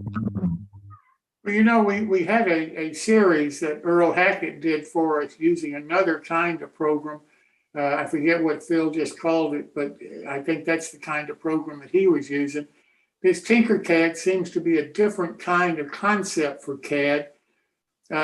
Tony, would you like to do a series on how to use CAD and, you know, show us how to design something using this? Oh, I don't know, Phil. It's something we might be able to talk about. Might be able to be integrated into the in with the other thing that you and I had previously discussed that Chris Steeb will be involved with. Yeah, why don't you give some thought to it? Because it seems to me this is a different concept of CAD. Maybe I'm crazy, but that's the way it sounds to me.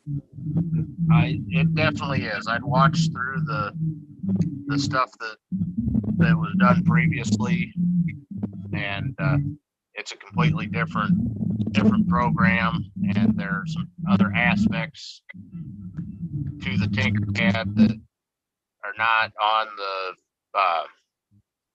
Fusion 3D, or I believe is what he was using. That makes it simpler for somebody that's just getting into the CAD. Okay. Why don't you think about it? Because I'd like to try to, you know, show people how to use this too. They're just starting to get into CAD, because you know, this is something that I think is the future of our hobby for a lot of people, and particularly a lot of parts for manufacturers and so forth. So it seems to me this is something that would really be interesting to a lot of different modelers.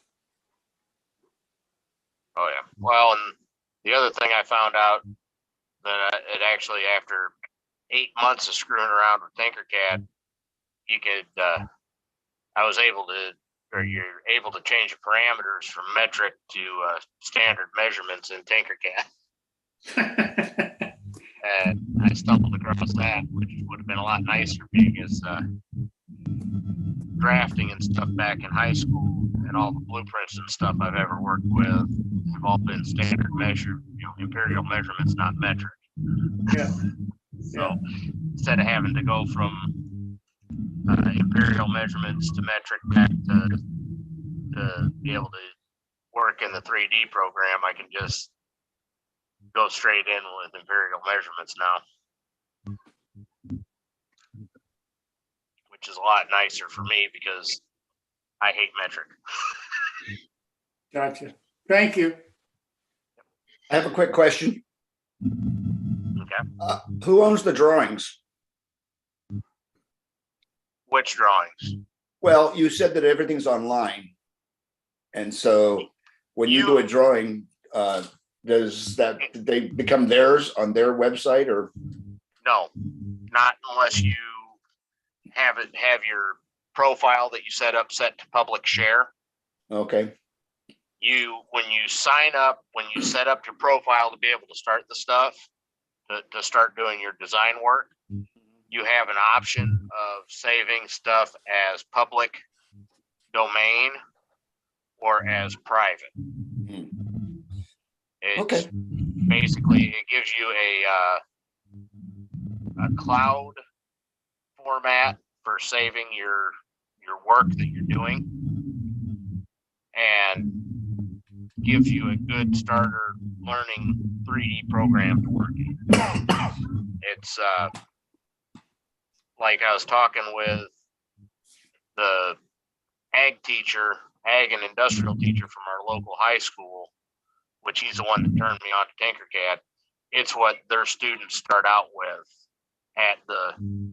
in the ag and industrial class at the local high school. Yeah, I know that they can sign in, then permanently have access to it. That was one of my concerns with Tinkercad, is the fact that it's all online and you don't know who's actually able to access that. Because I know with all the threats that are out there, how hard would it be for somebody, not that really anybody cares about, you know, stealing model railroad designs, how hard would it be to snag that and use it for something else? that was one of my concerns. But of course, the other concern I had too is there are times when I'm not online, so it wouldn't. So I'd have to pay up and get the download version. That was my other concern. But well, with the download version, like I said, there's additional features, but it also allows you can download all anything you do on Tinkercad, you can download to your computer as, I think there's 5 different file choices that you can save as. STL files are what you need for printing stuff. But you can download the files, once you got the file done, you download it to your computer to print it, or it gives you options to send it directly to outsourced printing companies such as Backbox and whatnot to have your prototypes or production parts printed or whatever else straight from Tinkercad. And with their downloadable upgraded one, there's additional features that expand upon what you're learning with the Tinkercad when you begin. And then Tinkercad also gives you some excellent hands-on step-by-step tutorials on learning how to do the stuff when you first started. So it's honestly anybody who's wanting to just start messing with 3D printing, or 3D design, whether they have a printer yet or not, I recommend checking out Tinkercad and trying it. Yeah. What's the cost for the upgraded download version? That I am not completely sure. Okay. I'd have to log on and look. Okay. yeah, I thought it was in the $100 range, but I could be far off on that. Yeah. No, that sounds about right. I know it's less than 200. I want to say it's like somewhere between 100 and 150. Okay, thank you.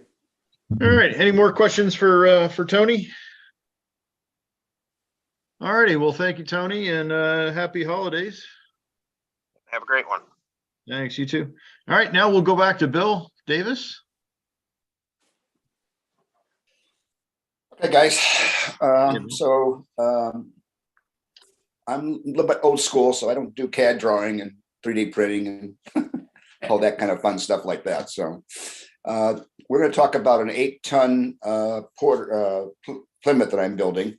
That's the plan that I used. It's not exactly that drawing that I built, but it's very close to it.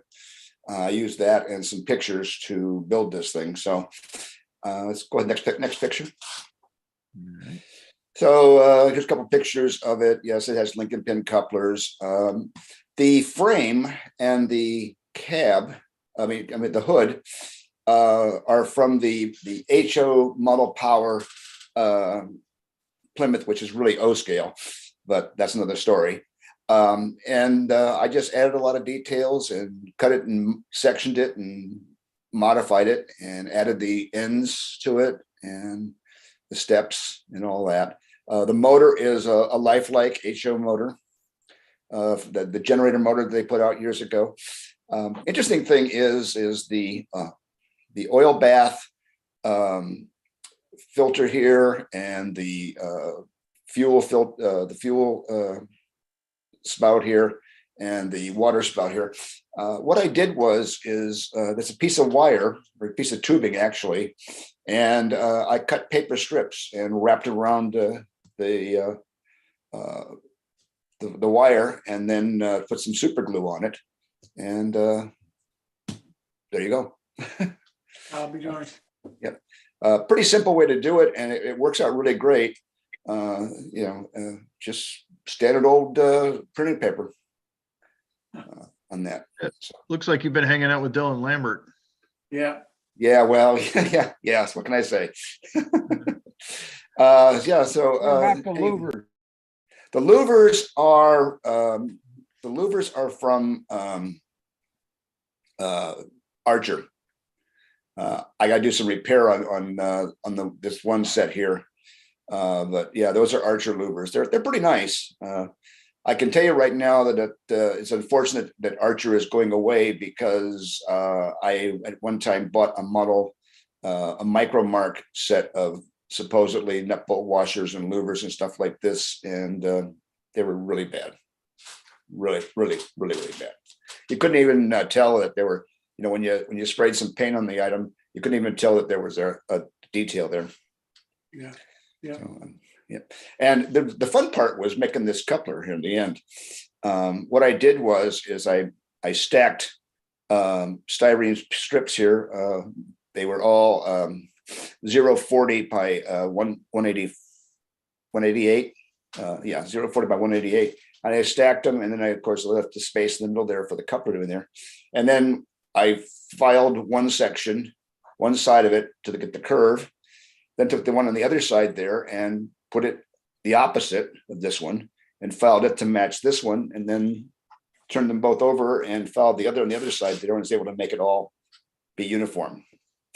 Not easy to do, but it worked out. Next slide. Alrighty. Okay, so this cab was totally just sheets, 20,000 sheet styrene. The molding around the window is 10,000 square styrene strips. So there's that. The motor, this is a years ago, Grantline created a drive that they used on the Iron Horse Shays in O scale. And so basically that has 26-inch wheels on this and a 2-to-1 gearbox into the 59-to-1 motor here. So it runs really slow. And I just made a support for it and added silicone to hold the motor in place. And when I get everything painted, I'll paint this in such a fashion that you really won't see it inside the cab once I get the windows in place, and I do the windows up and stuff like that. I think that's it, isn't it? Yes, that's the last slide. Oh, Yeah. what scale is this, Bill? ON3. Oh, ON3. Yeah, it's an O scale narrow gauge, 3-foot gauge. Okay. Yeah. And in reality, the Model Power little Plymouth that they put out that was supposed to be HO scale is really O scale. And if you measure it out, it matches the O scale version much closer than the HO version. But it's a cool little thing, and I love building little critters like this. And so this is just one more for my collection. Alrighty. It'll probably be painted green body with dark gray side frames, and then a lot of dirt and grime because it's a quarry operation. So that's it. Alrighty. Any more questions for Bill? Alrighty. Well, thanks, Bill, and happy holidays. Well, thank you. Merry Christmas to you too. All right. Now we'll go on to Bob Farquhar. You up, Bob? Oh, I've heard of him. Anyway, I got the commission to build an HO scale structure from there's a couple more. The lighthouse is from Atlantic Scale Models,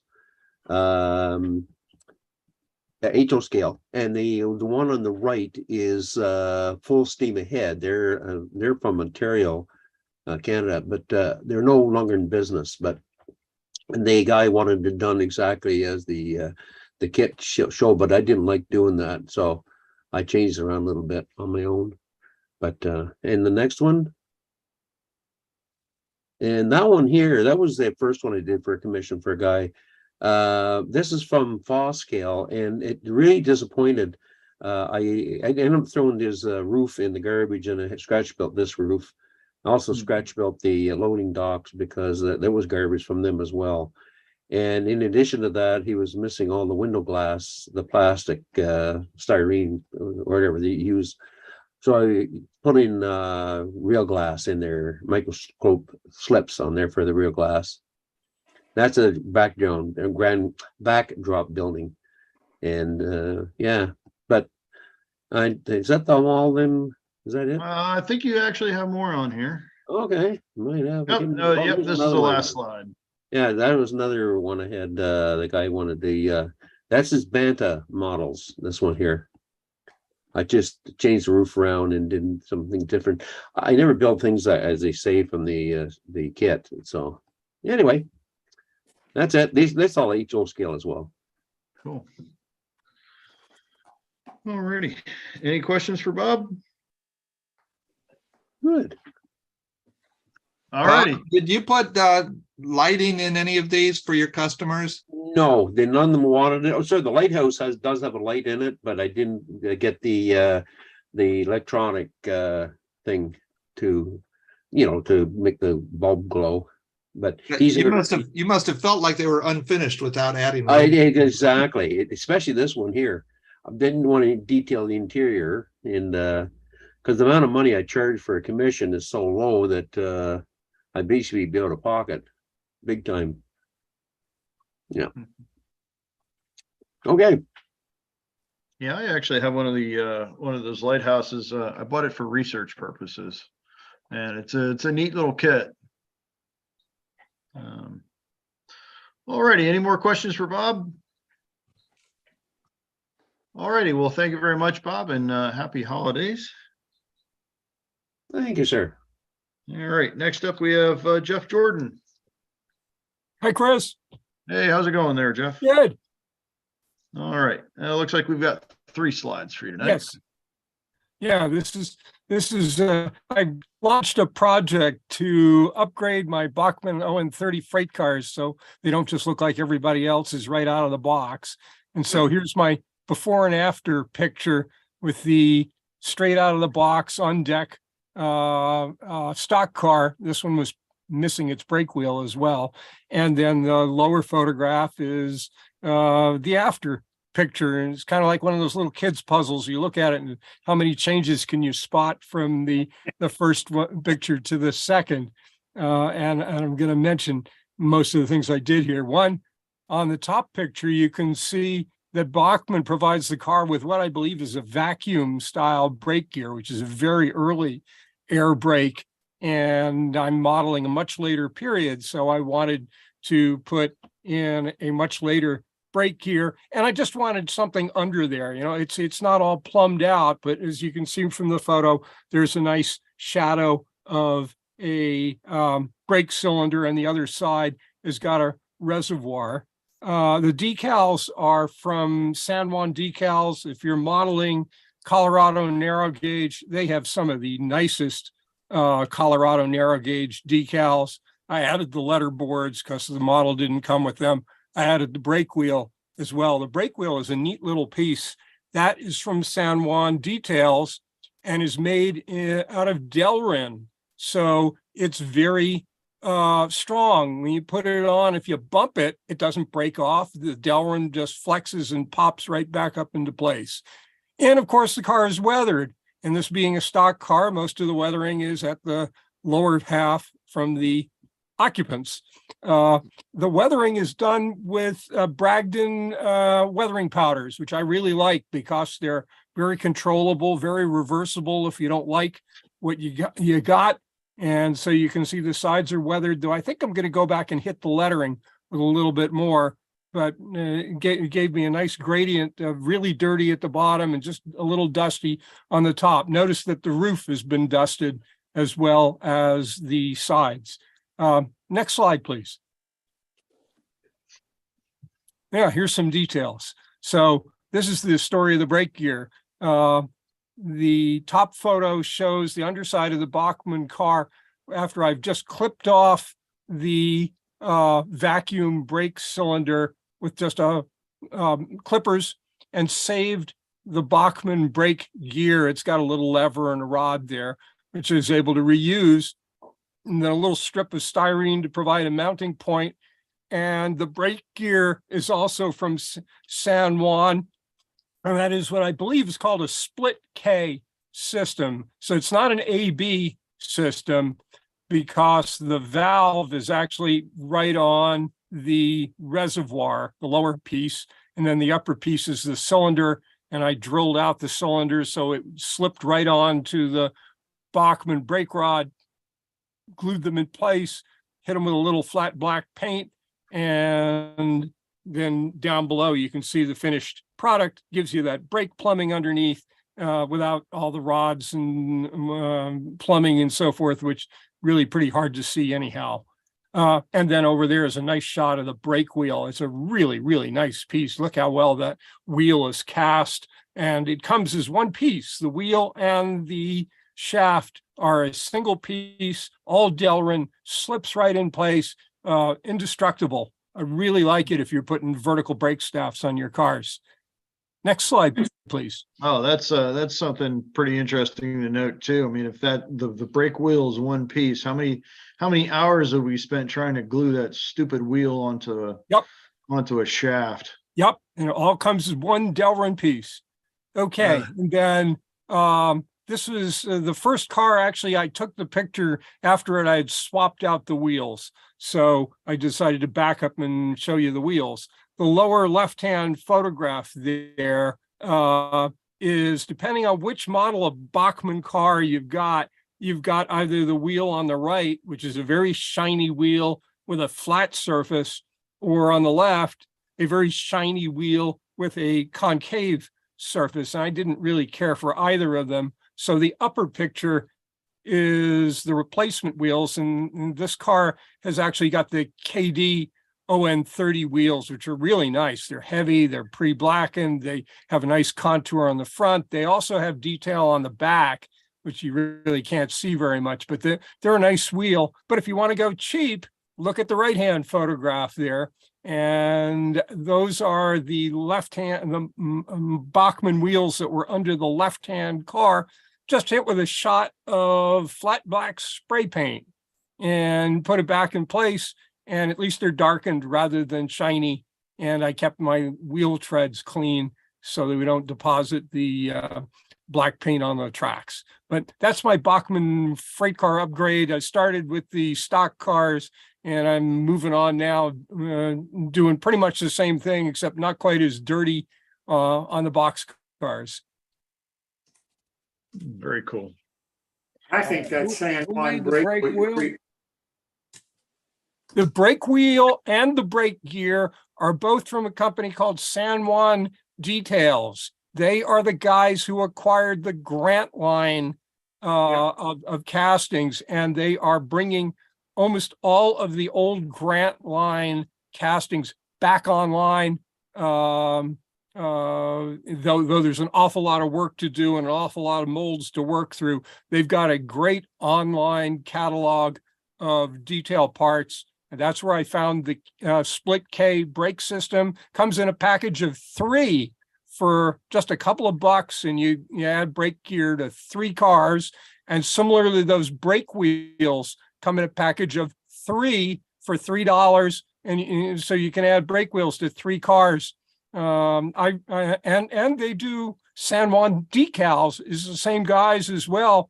And their decals are terrific. You can see in the photo at the top there, the U.S. Safety Appliances Standard. That's a decal, and it's on that surface just as tight as can be. Notice tiny lettering, how finely it shows. I really, really like their decals. They're very thin film, so you have to, be careful because you can destroy a thin film decal.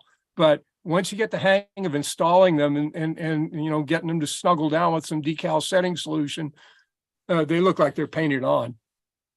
Jeff, they only do decals for narrow gauge? They are, that's the only part I've looked at is Colorado narrow gauge. I think that really is their focus. What happened is the company is called San Juan Models, and they apparently have acquired a number of old businesses that were independent. The Grant line, the decals, I believe, came from yet another company, and some of their other stuff. They are also famous for their kits. They make incredibly intricate and decaled narrow gauge freight cars. And so I think they are entirely narrow gauge. Though, of course, the brake wheels could go anywhere, or any scale car, I think. Sure. And they only make O scale, right? No, no, definitely not. They definitely do HO scale as well.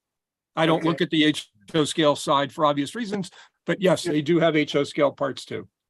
Gotcha. Thank you. Thank you. All righty. Well, thanks, Jeff. Any questions for Jeff before we move on? There was a question about gluing the Delrin. Ah, yeah. Yeah, obviously gluing Delrin is tricky, but I find a little dab of the thick super glue in the socket for the vertical brake staff is enough to hold it in place. I know that doesn't work for everything and handrails and so on and so forth. It can get tricky, but the brake gear just has to deposit in that little hole and stay there. And I've not had them falling out. Is there any detail at the bottom of the shaft? No, none at all. Okay. It's a good idea replacing them because I think the Bachmann brake wheels are way undersized. Tiny. They're HO scale size. These are scale 16-inch brake wheels. Nice. Thank you.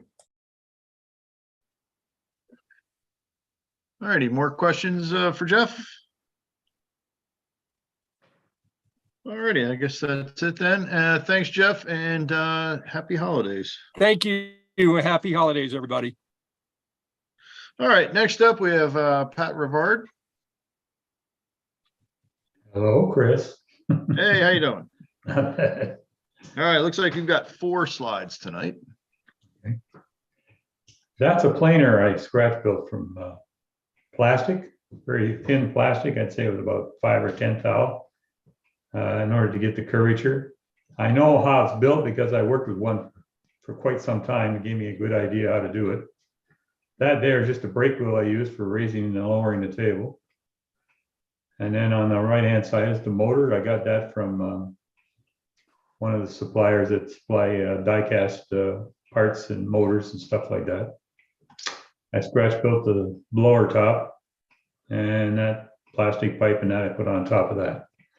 And those are the doors to get into the sides of the planer. And that goes in my planing mill. That's a neat model. I've never Thank you. seen. It's not available anywhere. I tried everywhere to find one and nobody made one. So I said, to heck with it, I'll build it. Yeah. Kind of looks like a pizza oven. You know, you're right. I never thought of that. Like, okay, so you put it in the one side and you crank the wheel and then it rolls on a conveyor and pops out the other side. It's got a chain. It's inside on the side and it raises it up and down. So you get closer to the oven that way. Shows why I know. All righty. Good. Ready for the next slide? All right. And that's the planer mill. That's the deck on the side of the planer mill where I had built that crane on the last show that we had about metal working with metal die cast. Yeah. And that's the crane that's finished right there. There I put the chain and everything on, and this is how I raised it up off of the flat car or whatever and put it up on top of the decks. It's a nice thing. Thank you. Yeah, a lot of detail on the It was crane. fun. All right. What Lighting scale is and that, Pat? Pardon me? What scale? That's O scale. Only O scale. When it comes to me, it's O scale. Nothing else. Alrighty. That's one of those 3D kits that I had gotten, one of the gang saws that I have in my mill. I put one in the planer mill too. That's what it looks like up front, close. And those arms on there is what adjusts the saw blades to one side or the other to get the width of your cut. So it goes in that side where the handles are and comes out the other side. And then in the background, you'll see a drill press and a grinder and a flat little palletizer, bandsaw, just some of the stuff I put together. Who made the kit, Pat? The one I got the saw from was the same one that did the mill. I cannot remember. I can never remember. It was that fellow from Quebec. He doesn't make any of them anymore. Very hard to find any of them anymore. Yeah.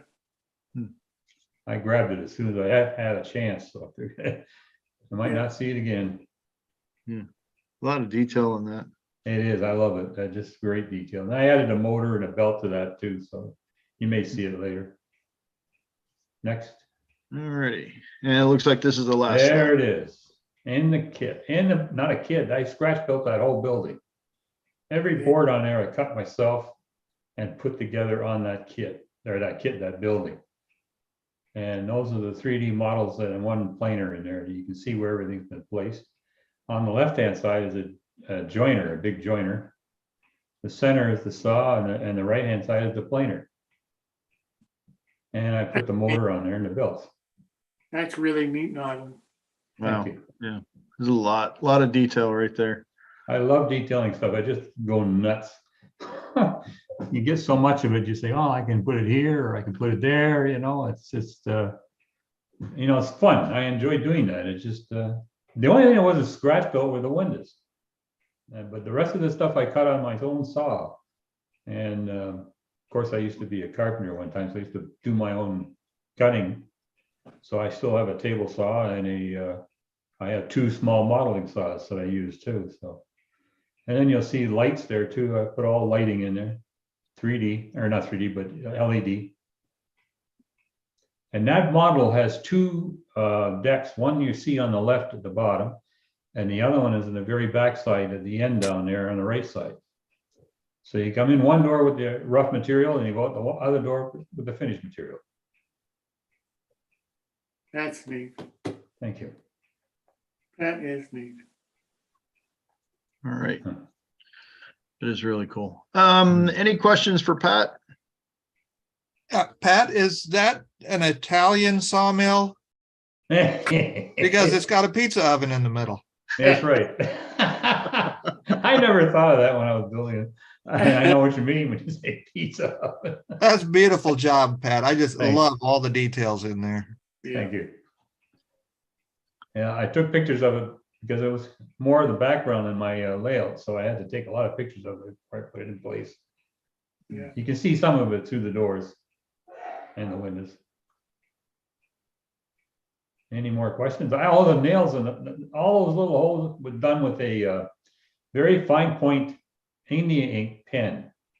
You can buy those things. They got felt pen on the end of it, felt tips, and it's really fine. So what I do is I put my steel ruler there, and then I just go along tick tick tick tick tick tick tick, and it drops those nail holes perfectly. And all that floor was hand laid. Yeah. Pre-stain. Yeah. Very neat. Thank you. All righty. Any more questions for Pat? All right. Well, Pat, what glue did you use to put the planks down on the floor? I used just straight regular carpenter's glue, the yellow glue. Got it. And I use a toothpick and finally put it on in the area where it glues down. That whole underfloor has 12 by 12s in beams that go across, and they're all nailed, or they're put underneath there to hold the building up. It sits on a stone foundation. You might see a little bit of it in the picture before that. Okay. But yeah. So really, the glue to hold down the individual boards, it's all under the wood, under the floor, right? Yes. Yes. Yeah. Yep. And the doors open and close. Got it. That was fun.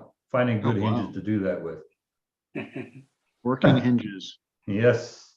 They are available. I was surprised. I looked quite a while to find them, but when I did, I bought a bunch of them. Yeah. Alrighty, any more questions for Pat? Alrighty, well, thanks, Pat, and You're happy welcome. Merry holidays. Christmas to you. And next up, we have Alan Rogers. Well, I There tell you you, go, Alan. Pat, you are a There hard you act are. to follow. That's No, just I'm a not, fantastic really. building. Thank you. So last summer, I believe it was, Daryl Jacobs of Interaction Hobbies did a build along here, and I bought one of his kits. And I'm going to go ahead and put up the link to his website with that kit. It was called Keeler's Garage. And I decided to turn it into something else other than what he intended. So I'm just copying something here, Chris, if you want to go on to the next slide. All righty. Looks like you've got a total of 3 slides tonight, by the way. Okay. So I turned his Keeler's Garage into Daryl's Trains. And I'm going to go ahead and put another link up here too to Evans Designs. We'll talk about that in a minute. But you can see on the right hand, we've got a Christmas tree in the window there. And I made some little Lionel boxes around the Christmas tree. And then I made an American Flyer display over on the right-hand window inside. The Christmas tree is interchangeable with a non-Christmas display of Lionel stuff. So to make the tree, I just got a regular old tree from Hobby Lobby or Michael's, and I wrapped it with an LED string that's available from Evans Designs, and that link is up in the chat. And that's a little bit pricey. It's about $20 for that LED string, and I got the 3-volt version because that's the voltage of lighting I'm running in there. So in addition, I added some lights in there. You can see the porch light in the original kit was not active. I made that active. I put a light on the back of the structure as well. And then you can kind of peer around the left there, the guy with the blue sweater on. Incidentally, all of the people are 3D prints, and I downloaded the files from Cults.com. I think it's Cults3D.com. And if you peer around the guy's shoulder on the left-hand side, looking in the garage there, Chris, I think it might be on the next slide. Yep. There's a train layout in there, and it's harder than heck to photograph this stuff with an iPhone. But Daryl's Trains has a model railroad club that meets, and that's what's in the garage. So to get the lighting in the garage, you can see a light fixture through that clear story window there. It's hanging from the ceiling. I actually, I put a contact for positive and negative up the back corners of the garage.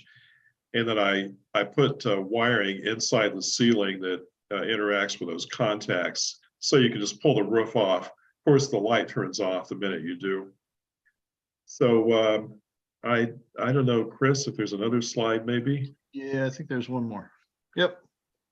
Okay, so again, I apologize for the quality of the photographs here, but if you look in the left-hand photo there, you can see into the club layout a little bit easier. And the right-hand photo is just a night scene, and I'm having a lot of fun with my layout this season. So, by the way, I did not use the roofing included in the kit. I substituted my corrugated aluminum roofing that I make from recycled drink cans. So I just like the effect. So that's it. Thank you very much. All righty. Really neat stuff there. That is really, that's creative. I've never seen anything like that. That is creative. Well, I'm a little bit crazy, and that's the way we are, you know. I got you. All righty. Any questions for Alan?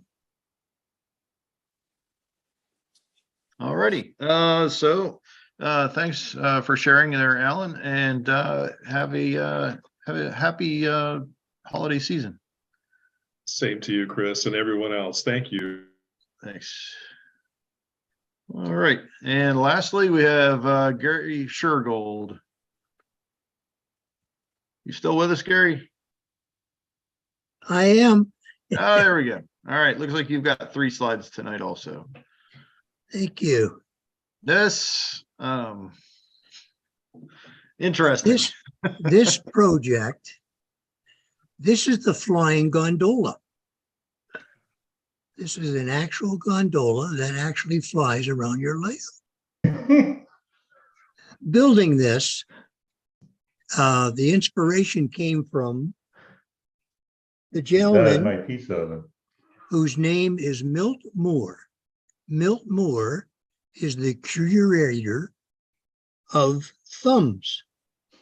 And if you go into the thumbs contest categories, there's an actual category in there called Thumbs Award.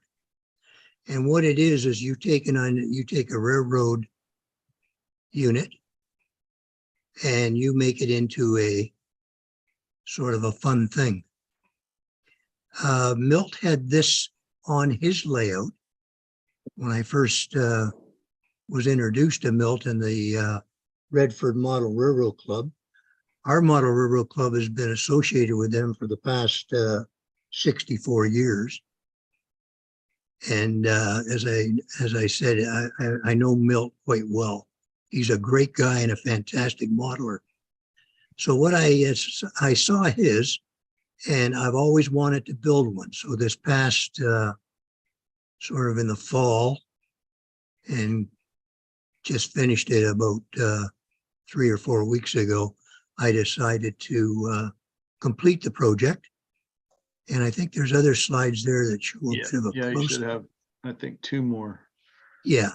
Okay. This is the unit. As you can see, it caters to customers on the back, and you can see the captain climbing up to his chair on the deck up there. There's some swimmers in the swimming pool, and there's actually a pilot up there in the cockpit who every once in a while, when things get congested on the railroad, he just revs her up and away he goes. So you've got to put a little bit of fun in your model railroading and divert from the normal and get a little crazy once in a while. So yeah, I think there's another one. Is there, Chris? Yep, there's one more. Yeah. Okay, this shows the close-up of the back entertainment relaxing area. You can see the captain climbing up on the deck there. He's going to sit in the chair, make sure things are okay. And the people in the pool are having a bit of fun. Someone just went off the diving board into the water. And there's a couple of ladies there, one floating and one having a bit of a conversation with each other. It was a fun project. As I say, you have to divert every once in a while and make model railroading fun. Absolutely. That's great. That's great. PFG stand for? The Flying Gondola. Flying Gondola, I got it. Yeah. Oh, God. I actually have pictures of this flying outside too. But Gary, I guess you have to be careful about going through tunnels, right? No, you can't. This will not go through a tunnel. This is why it flies. It's great for traveling because when the railroad gets congested, this guy just fires up his jets and away he goes. Problem is, I think you're going to lose all your passengers and all their stuff because that's like 150 mile an hour minimum wing. Yeah, I want to know how he lands it. Very carefully. Yeah. Actually, Greg wasn't giving out some of our country secrets, but this is one of our troop carriers we use. And when they get there, they're clean and they're fresh. The big challenge is the runway can only be used once. Oh, God. That's Merry the Canadian Christmas, Army. They don't everybody. give out return tickets. All right, Gary. Next, I want to see your UFO, Gary. Yeah. I actually have a friend that has a railroad up in Wyoming, Ontario, and he has the actual UFO on his railroad. Yeah, there's a guy, I think he posted on railroad line forums, and it was a UFO dealership, and it is the coolest thing.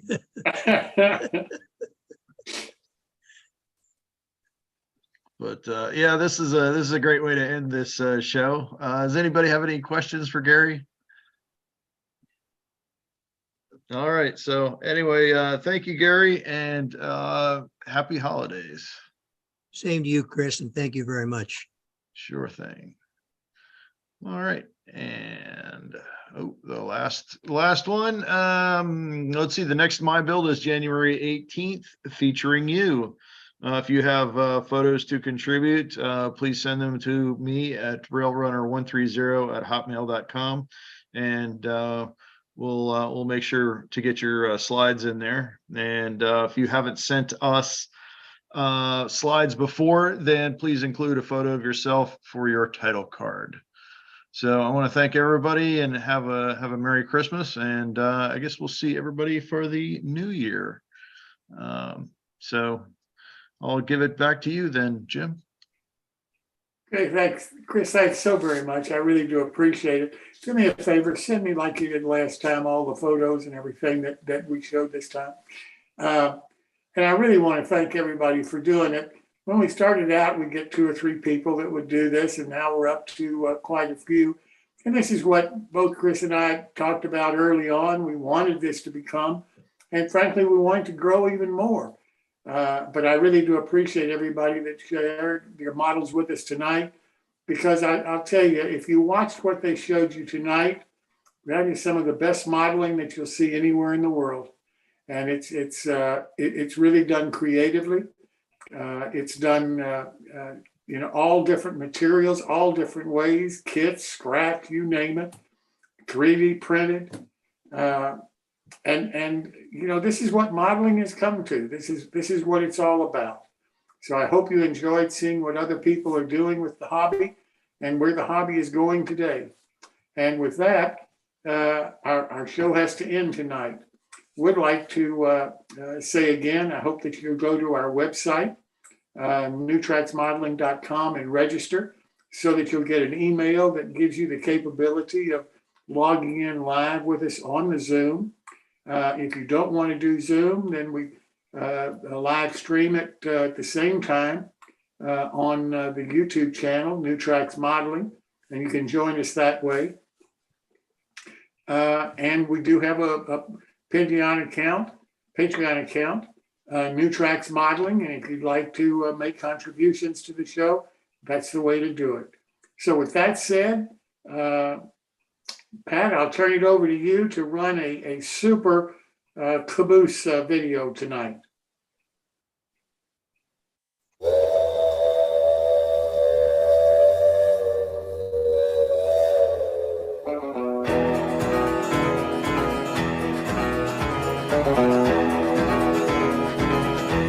I love the sound of a whistle.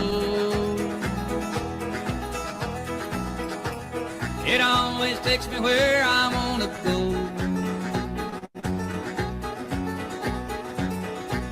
I love the sound of a whistle. It picks me up when I am feeling low.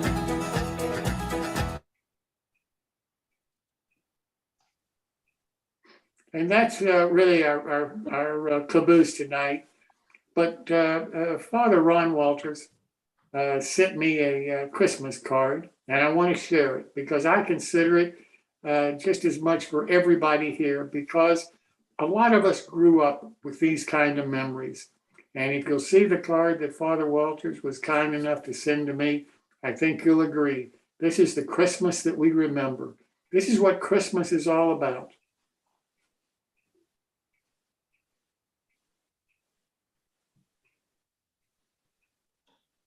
Yeah, it'll sound.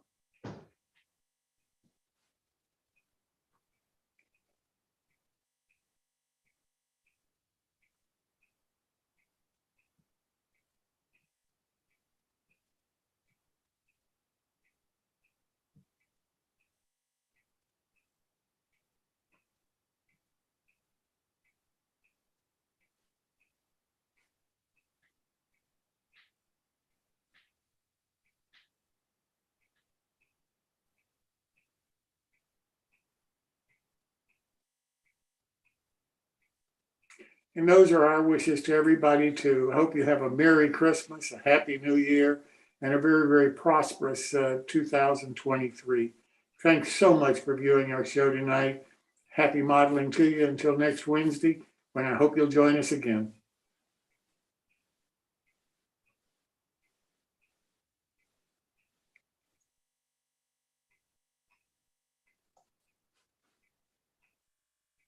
Well, we lost the sound from the last video, Phil, but I still think it's a great video.